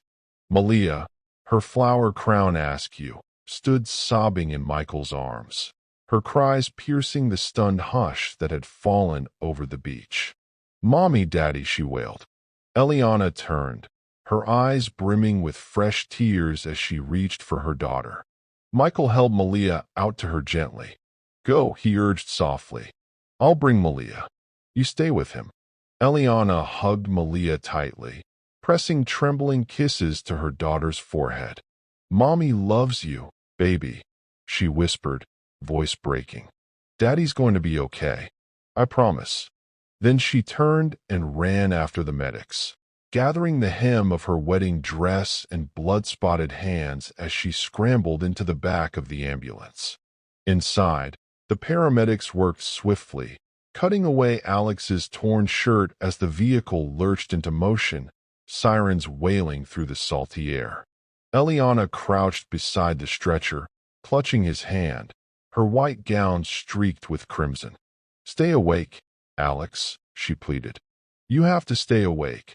For me, for Malia, for our baby." Alex blinked up at her, sweat glistening on his forehead, pain twisting his features. "Don't cry," he rasped, blood staining his lips as he struggled to speak. "I'm not going anywhere."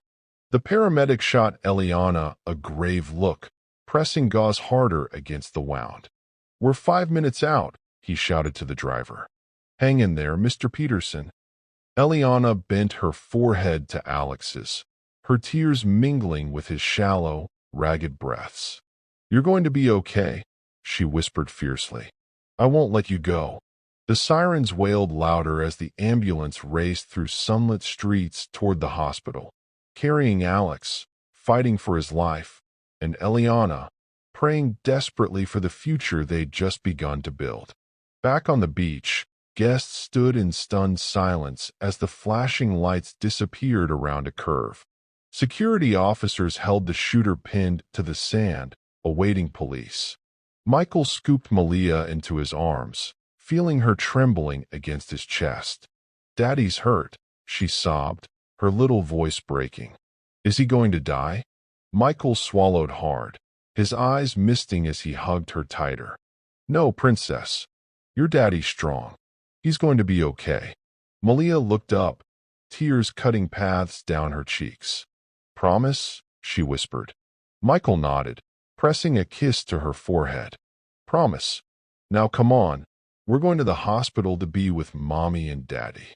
He carried her quickly toward a black SUV parked along the beach road. A few security men fell in step with him, ready to escort them safely. Inside the car, Malia curled into Michael's lap, still clutching her crushed flower crown. "Why did that lady hurt Daddy?" she asked softly. Michael took a deep breath, choosing his words carefully. "Sometimes people are angry or sad in ways that don't make sense," he said gently. "But the police will handle it. And your daddy has the best doctors in the world." Malia sniffled, rubbing her red eyes. "I want my daddy," she whispered. "I know, sweetheart," Michael said softly. "We're going to him right now." Outside, palm trees and bright buildings blurred as the SUV sped through city streets, police lights clearing the way. At a stoplight, Michael glanced down at Malia. "You're being so brave," he said. "Your mommy and daddy love you so much." Malia nodded silently, tears slipping down her cheeks. A few blocks later, the towering glass hospital came into view. Michael tightened his hold on Malia. "Almost there, princess," he murmured. Back at the beach, chaos gave way to order.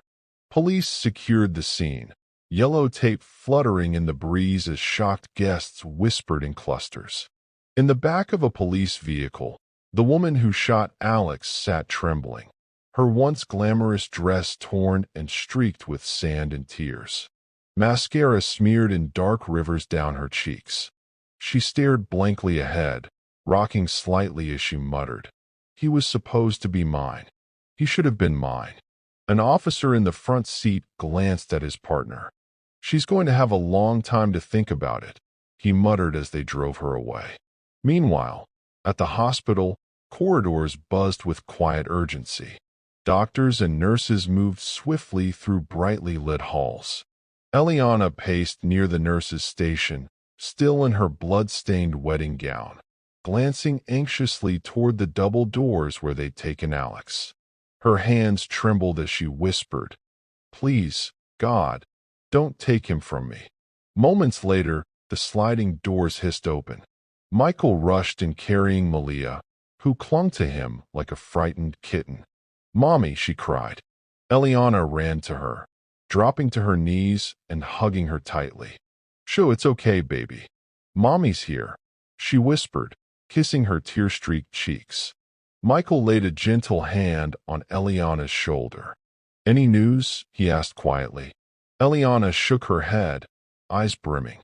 "Nothing yet. They're still working on him." Malia sniffled. "Is Daddy going to die?"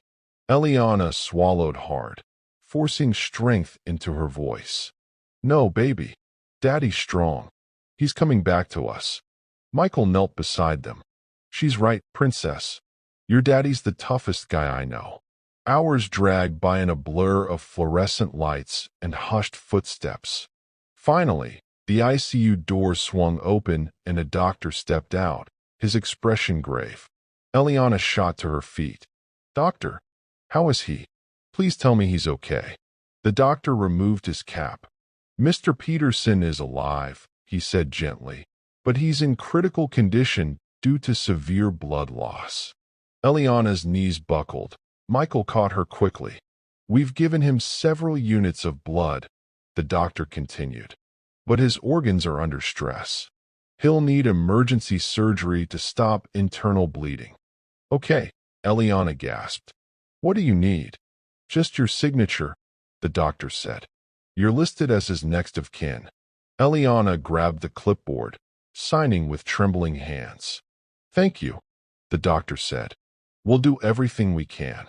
Behind the glass of the ICU, Alex lay pale and still, machines beeping softly beside him. Eliana pressed her palms to the glass, tears sliding down her cheeks. "Come back to me, Alex. Please." Moments later, nurses wheeled him past, and she whispered, "Please, don't you dare give up." Malia tugged her dress. "Can Daddy hear us?" Eliana knelt. "Yes, I believe he can." Malia closed her eyes and whispered, "Please come back, Daddy. I love you." Michael's eyes glistened as he laid a steady hand on Eliana's shoulder. "He's not alone," he said softly. "We're all here." Eliana stared down the hall where they had taken Alex. "He can't leave us," she whispered. "He just can't." Malia lay curled in her lap, exhausted from crying. Inside Eliana's purse, Alex's phone buzzed suddenly. She blinked, as if waking from a trance, then reached in and pulled it out. On the screen, Mark's name glowed brightly. Eliana hesitated for a moment before answering, her voice barely steady. "Hello, Eliana, it's Mark," came the urgent voice on the other end. "How's Alex?" Her throat tightened. "He's in surgery. They said he lost too much blood." Mark exhaled shakily. "I'm on my way. I've already ordered extra security for the hospital and your building. I'm not taking any chances." Eliana's eyes welled up, gratitude and fear swirling inside her. "Thank you, Mark." "Don't thank me yet," he said grimly. "We still have work to do." Outside, reporters gathered in waves, cameras flashing as the story spread like wildfire. Inside, Eliana clutched the phone tighter, bracing herself for whatever came next. Hours later, the fluorescent lights still hummed overhead. Eliana sat rigid, twisting a shred of her gown into knots. Her eyes were hollow with exhaustion and dread. Suddenly, the double doors burst open. Dr. Ellis stepped out, peeling off his surgical cap, scanning the room until his gaze found her. Eliana jumped to her feet. "Doctor, how is he?" she gasped. Dr. Ellis gave a small, weary smile. "The surgery was a success," he said. "We managed to stop the bleeding and repair the internal damage." Eliana let out a strangled sob, her hand flying to her mouth as tears flooded her eyes. "For now," Dr. Ellis continued gently, "he's stable, but not out of danger yet. We'll keep him in ICU overnight for close observation." Michael stepped closer, laying a hand on her shoulder with a relieved exhale. "Thank you, doctor," he said solemnly. "You saved our brother." Eliana turned and wrapped her arms around Michael briefly, trembling with relief. Just then, the hospital's sliding doors opened with a gust of humid night air. Kiera strode in, her usually sleek hair slightly disheveled, eyes darting around the sterile lobby. She made a beeline for the nurse's station. "Is Alex Peterson here?" she asked breathlessly. A nurse turned toward her. "Are you family?" Kiera hesitated, then shook her head. "I'm sorry, ma'am," the nurse said gently. "We can't give out that information." Frustration crossed Kiera's face. Her gaze swept the room until she spotted Michael standing beside Eliana. Her eyes widened. She rushed over. "Michael," she called, hurrying toward him. "Is he okay? What happened?" Before Michael could answer, Kiera's eyes landed on Eliana, still in her torn, blood-stained wedding gown, and on Malia, pale and clinging to her mother's hand. "Eliana," Kiera whispered, her voice breaking. Eliana blinked up at her, exhaustion softening her features. "Kiera," she murmured. Malia peeked out from behind her mother, eyes red and swollen. Kiera knelt beside her and touched her small arm gently. "Hey, princess," she said softly. "Your daddy's a fighter. He's going to pull through." Malia nodded weakly, pressing closer to Eliana. Kiera stood and looked back at Eliana, determination hardening her expression. "I'm not leaving until he wakes up," she said firmly. Together, they turned toward the ICU doors, their shared hope pressing into the still air, heavy with the hum of machines and whispered prayers. Dawn crept over the city, washing the hospital windows in gold. Inside, machines beeped in steady rhythm, the sound soft and constant like breathing. Alex lay pale against the white sheets, his chest rising and falling under a thin sheet. A nasal cannula fed him oxygen, and M4 dripped steadily into his arm. Eliana sat beside him, no longer in her wedding dress, but in soft hospital scrubs someone had brought her during the night. Her hair was pulled into a messy bun, and dark circles rimmed her eyes. She held Alex's hand, tracing gentle circles over his skin with her thumb. Through the glass wall, Michael and Kiera spoke quietly, while Malia slept curled across two waiting chairs, wrapped in a blanket. Suddenly, Alex's fingers twitched beneath Eliana's hand. She froze. "Alex," she whispered, leaning forward. "Baby, can you hear me?" His eyelids fluttered, a soft groan escaping his lips. Slowly, his dark lashes lifted. "Eliana," he rasped, voice dry as dust. Eliana let out a sob that turned into laughter. "Oh my God, you're awake." He blinked, trying to focus. "What happened?"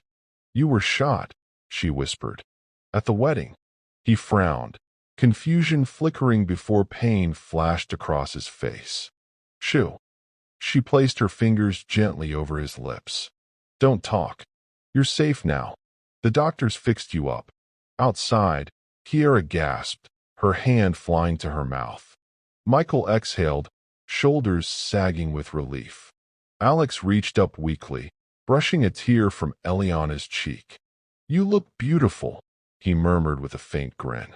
Eliana laughed through her tears. "Shut up, you idiot. I'm wearing hospital scrubs." He smiled faintly before exhaustion pulled him under again. "Love you," he whispered, his eyes closing as sleep claimed him once more. Eliana pressed his hand to her lips. "I love you too," she whispered. Moments later, Michael and Kiera stepped quietly into the room. Malia stirred at the door, rubbing her eyes. "Is Daddy awake?" she asked sleepily. Eliana turned with a glowing smile. "He woke up, baby. He's going to be okay." Malia squealed and ran to the bed, placing her tiny hand over Alex's. "I knew Daddy was a superhero," she said proudly. Sunlight spilled across the hospital floor, the first hopeful dawn of a brand new chapter.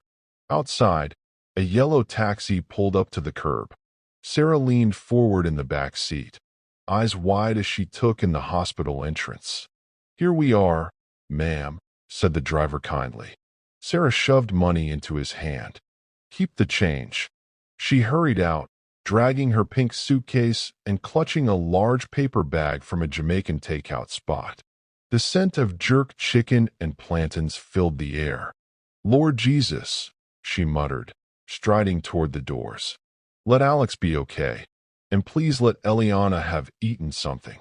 Inside, reporters buzzed near the entrance, but Sarah walked past them without pause. At the nurse's station, she said breathlessly, "I'm looking for Eliana Dawson or Alex Peterson's family." The nurse recognized the name immediately. "I see you.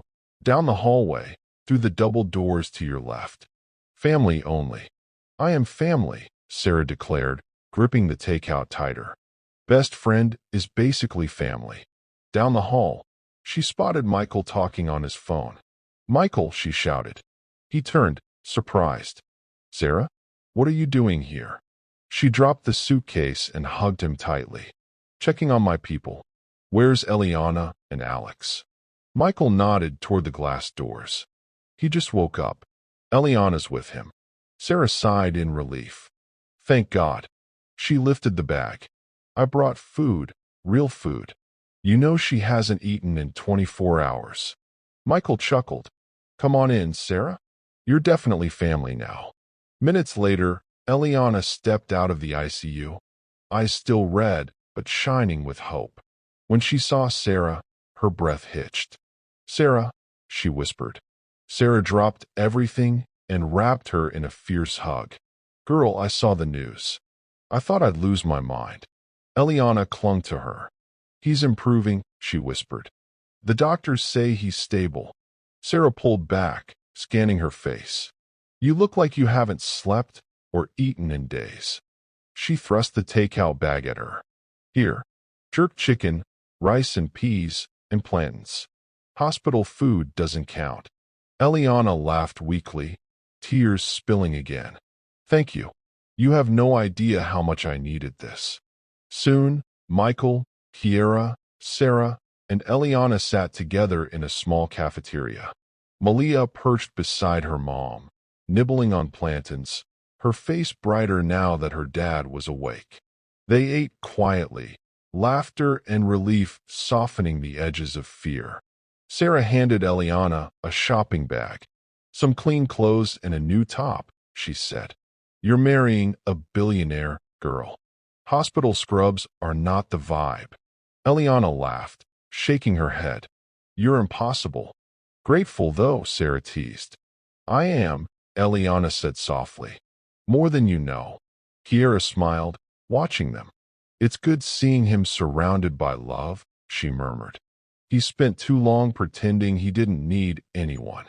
Eliana squeezed Sarah's hand. "Well, he's stuck with all of us now." The sun streamed through the tall windows as the group sat together, holding on to laughter, faith, and the fierce bond that love had forged through tragedy. Weeks later, sunshine blazed over the city as Alex was released from the hospital. Reporters swarmed the entrance, cameras flashing like lightning. Security formed a barrier as Alex and Eliana emerged. Eliana held his arm tightly, never letting go. He walked carefully, thinner than before, but determined. A faint scar peeked above his shirt collar, but his eyes were calm and full of life. "Mr. Peterson," a reporter shouted. "How are you feeling?" Alex managed a small smile. Better, and grateful to be alive. Eliana squeezed his hand proudly as they climbed into a waiting black SUV. Inside, Alex leaned back with a sigh. You sure you're okay? Eliana asked softly, adjusting his seatbelt. I'm good, he said, threading his fingers through hers. Especially with you here. Over the past weeks, Michael had managed Peterson Global while Eliana surprised everyone, including Alex, with her sharp intuition. She reviewed contracts, coordinated staff, and impressed senior executives. Thank you, Alex said quietly one morning, turning to her, for holding everything together. Eliana smiled. We're a team, remember? He leaned in and kissed her cheek. Always. Meanwhile, in a cold gray cell, Stacy Lindsay sat on her cot, her hands clasped tightly, lips moving silently. Her hair hung limp around her pale face. No visitors came. The man she had shot haunted her dreams. Back at their new home, a breathtaking two-story glass mansion, sunlight poured through the tall windows as Alex and Eliana stepped inside. Alex sank onto a cream sofa, still moving with care. I've been thinking, he said slowly, staring out the glass wall. I want to see Stacy. Eliana froze. Why? She asked gently. I remember her, he said. We went out a few times. She wanted more than I could give, but I need to understand why she did it. Eliana took his hand firmly. Then wait until you're stronger. Don't reopen wounds that haven't healed. He met her gaze and nodded. Okay, I'll wait. She leaned forward, kissed his temple. Good. I need you here, with us. At that moment, Malia burst into the room, squealing. Daddy! Alex laughed as she clambered onto the couch, hugging him tightly. Eliana smiled through her tears, watching the man she loved cradle their daughter. Outside, the garden shimmered under sunlight, a peaceful contrast to the chaos they'd survived. Alex stared out at the palm trees, holding his family close.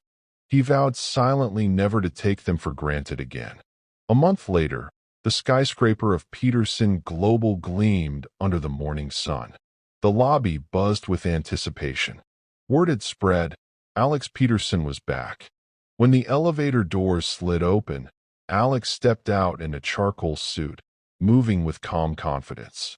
Applause thundered through the halls. Welcome back, Mr. Peterson, someone shouted. Smiling faintly, he raised a hand. Thank you. It's good to be home. His secretary hurried up. Sir, your morning schedule. Alex chuckled.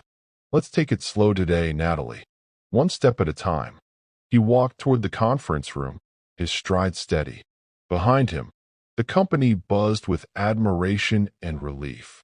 Back home, Eliana moved carefully through the sunlit living room, her baby bump round and full. She rubbed her belly gently and smiled. Your daddy's back at work today, she murmured to the little one. Outside, the fountain sparkled, and birds sang in the garden, signs that life, love, and light had returned at last. He'd promised he'd answer his phone no matter what. Just then, Eliana's phone buzzed on the counter. She picked it up and beamed at the text. Alex, office cheered when I walked in. Thinking of you and the little one. Call me if you need anything. Eliana typed fast. Eliana, we're both fine. Just stay out of trouble and don't work too hard. Elsewhere in the city, a modest shopping center near the food court bustled with midday customers. A bright new sign over a small storefront read Sarah's Chic Boutique. Inside, racks of colorful dresses, handbags, and stylish shoes filled the cozy space. Sarah zipped around her new shop, rearranging mannequins and chatting with early customers. When a colleague from the food court stepped in, Sarah squealed and threw her arms wide. Welcome to my shop, girl. 10% off today, grand opening. Business was modest, but Sarah's face glowed with pride. Eliana's generosity had given her a second start, and she was determined to make it thrive. The mansion hummed with quiet luxury and careful routine. A skilled chef, a discreet housekeeper, and a groundskeeper keeping the gardens immaculate. And now there was Marian, the gentle, watchful midwife who had moved in weeks ago as Eliana's due date approached. That evening, as gold light faded into violet dusk, Eliana paused in the hallway, one hand on her enormous belly. A sharp pain gripped her, and she gasped. Oh no. Marian appeared instantly, eyes keen. Eliana, how close are the contractions? 5 minutes, maybe less, Eliana breathed. Marian nodded briskly. We're going now. Within minutes, Marian, 2 security personnel, and the mansion's driver helped Eliana into the sleek black SUV. An escort car's lights cleared traffic as they sped toward the hospital. Back at Peterson Global, Alex was reviewing documents when his phone rang. He glanced at the screen, and everything else vanished. Eliana's in labor, Marian said calmly. We're on the way to the hospital. I'm coming, Alex said, already on his feet. Still recovering from his injuries, he moved like a man possessed. Natalie called after him in the lobby, but he barely heard her. Moments later, his driver wove through the city as Alex gripped the door handle, knuckles white. Eliana's SUV screeched up to the hospital entrance. 2 nurses rushed out with a wheelchair. Deep breaths, Marian urged as another wave hit. I'm trying, Eliana hissed, half laughing, half crying. They whisked her inside. 10 minutes later, the doors flew open again. Alex burst in, breathless, eyes searching wildly. A nurse recognized him. Mr. Peterson, this way. Your wife's in labor. He followed at a near run through gleaming corridors, heart hammering. In the delivery suite, Eliana lay propped on the bed, pale but fierce, gripping Marian's hand as another contraction seized her. Finally, she choked, managing a shaky laugh. Took you long enough. I'm here, Alex said, taking her other hand and kissing her knuckles. I'm not going anywhere. Outside, the team moved with calm urgency. Inside, monitors beeped in rhythm with Eliana's labored breathing. Sweat beaded on her forehead. Her hair clung damply at her temples. Almost there, Marian said, steady and sure. Deep breaths. You're doing beautifully. Another contraction ripped through. Eliana glared through clenched teeth. Alex, if you ever touch me again, I'll... He barked out a laugh, even as tears filled his eyes. Yes, ma'am. Whatever you say. Okay, Eliana, one more push, Marian called. Big breath and push. Eliana bore down with everything she had. A piercing newborn wail split the room. Marian's face bloomed into a grin as she lifted a tiny, wriggling baby. It's a boy. Eliana collapsed back, sobbing with exhausted laughter. Alex blinked hard, tears streaking his face as he stared at their son. Marian wasn't finished. Eliana, you need to push again. Eliana's eyes went wide. There's another one. Alex's jaw dropped. Another one?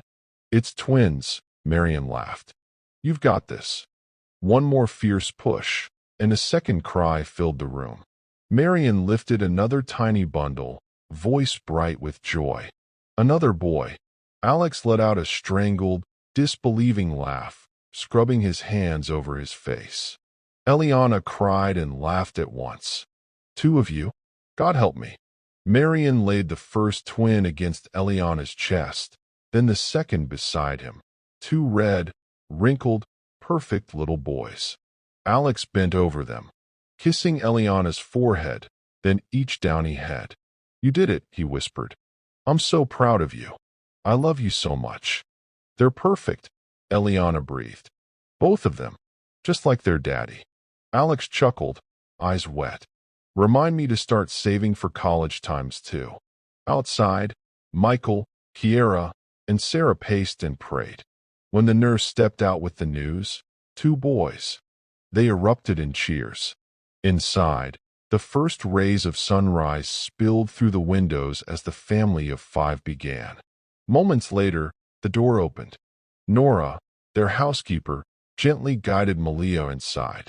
The little girl's eyes went huge when she saw her mother sitting up with a baby in each arm. "Come here, baby," Eliana whispered. "Meet your brothers." Malia tiptoed closer, curls bobbing. "They're so small," she whispered. "They're your little brothers, princess," Alex said, arm around Eliana. "You're a big sister now." Malia puffed out her chest. "I'm going to help take care of them.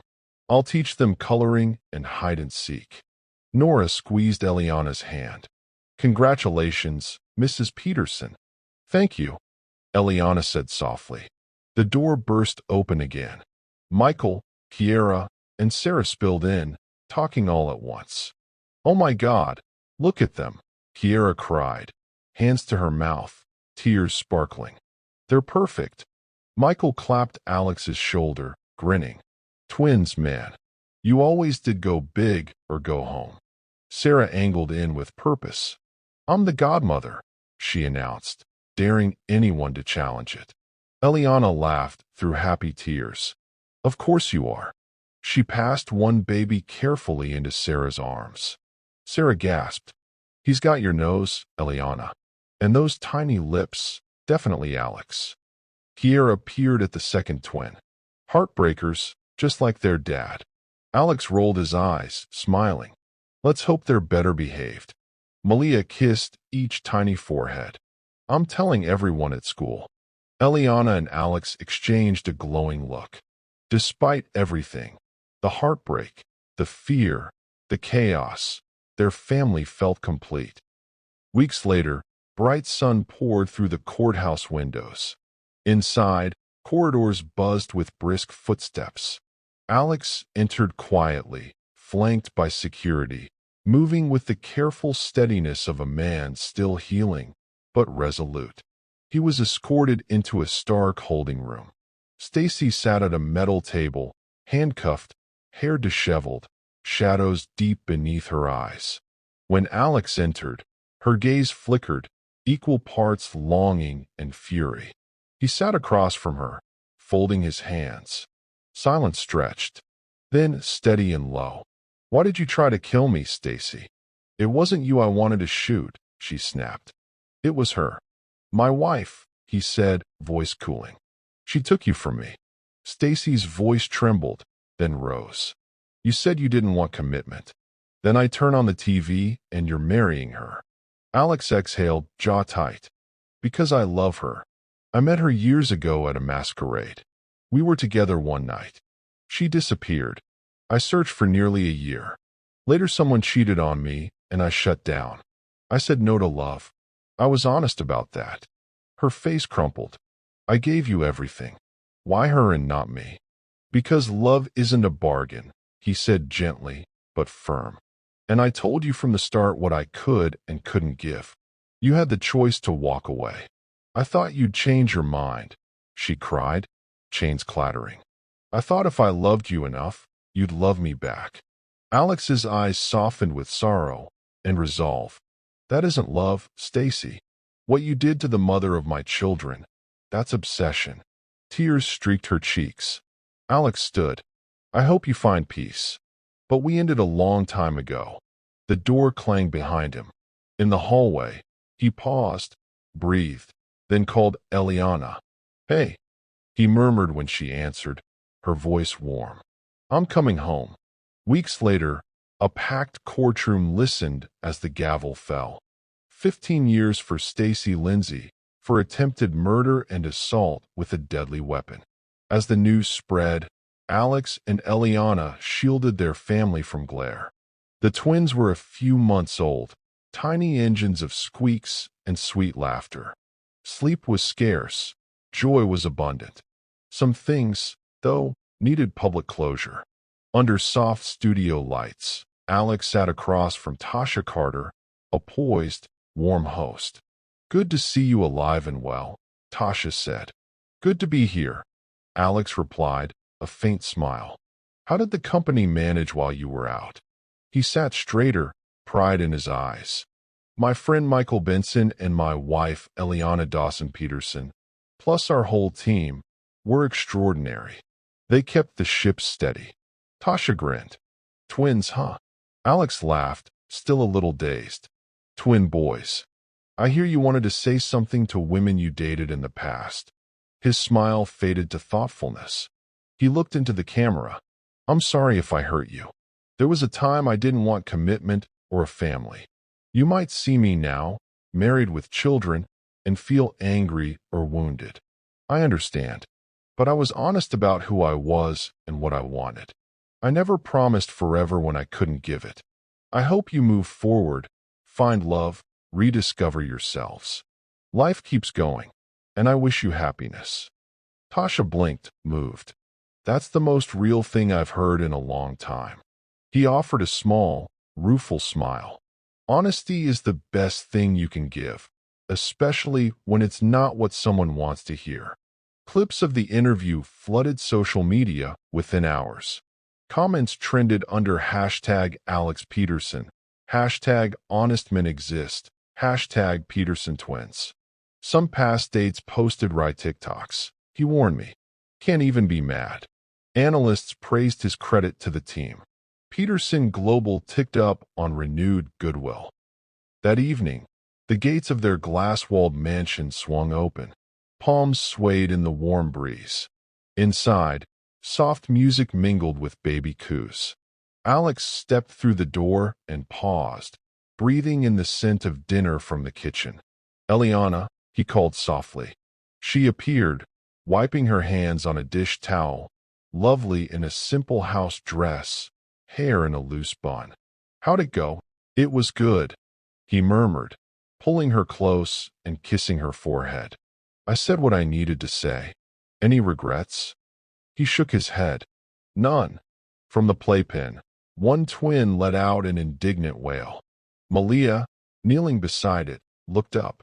Daddy, the babies want you. Alex laughed and crossed the room, scooping his son into his arms. The baby settled instantly against his chest. Hey there, little man, he whispered. Daddy's home. Eliana leaned in the doorway, eyes full of love and quiet awe. You're good at this, she said softly. He glanced back at her, that new softness in his gaze, the look of a man who had rebuilt his life from the inside out. Best job I've ever had. Malia darted forward, hugging Alex's leg. Daddy, when I grow up, I want to be on TV too, she declared. Alex grinned, shifting one twin to his left arm so he could ruffle Malia's curls. You'll be the star of any show, princess, he said. But for now, how about helping Daddy with your brothers? Eliana laughed as she crossed the room, sliding an arm around Alex's waist. Together they stood in the golden light pouring through the glass walls, twins cooing softly, Malia babbling away. Outside, the sun dipped toward the horizon, casting their reflections across the gleaming panes, a family stronger and more united than ever. Alex held one twin close, the baby drifting to sleep against his chest. Eliana stood beside him, the other twin nestled in her arms. Mommy, Daddy, can we all sleep in the big bed tonight? Malia asked, eyes wide and hopeful. Alex and Eliana shared a warm look. Of course, princess, Alex said softly. Family night. Eliana rested her head on his shoulder with a contented sigh. It's crazy, isn't it? She murmured. Everything we've been through. And somehow we ended up here. Alex looked around their beautiful home, the glittering glass walls, the lush gardens beyond, and then at the people who had filled his once lonely life with laughter and love. Yeah, he said, voice low and steady. It's more than I ever thought I deserved. You deserve every bit of it, Alex Peterson, Eliana said, pressing a gentle kiss to his lips. Outside, stars kindled across the velvet sky, the ocean breeze rustling the palms. Inside, the Peterson family gathered close, wrapped in warmth, sure that whatever came next, they'd face it together. Because love, real love, is worth every risk, every fight, and every second of the journey. The end. Thank you all for your unwavering support. If you haven't subscribed yet, please hit that subscribe button. This is Prisca Stories saying thank you once more. See you next time.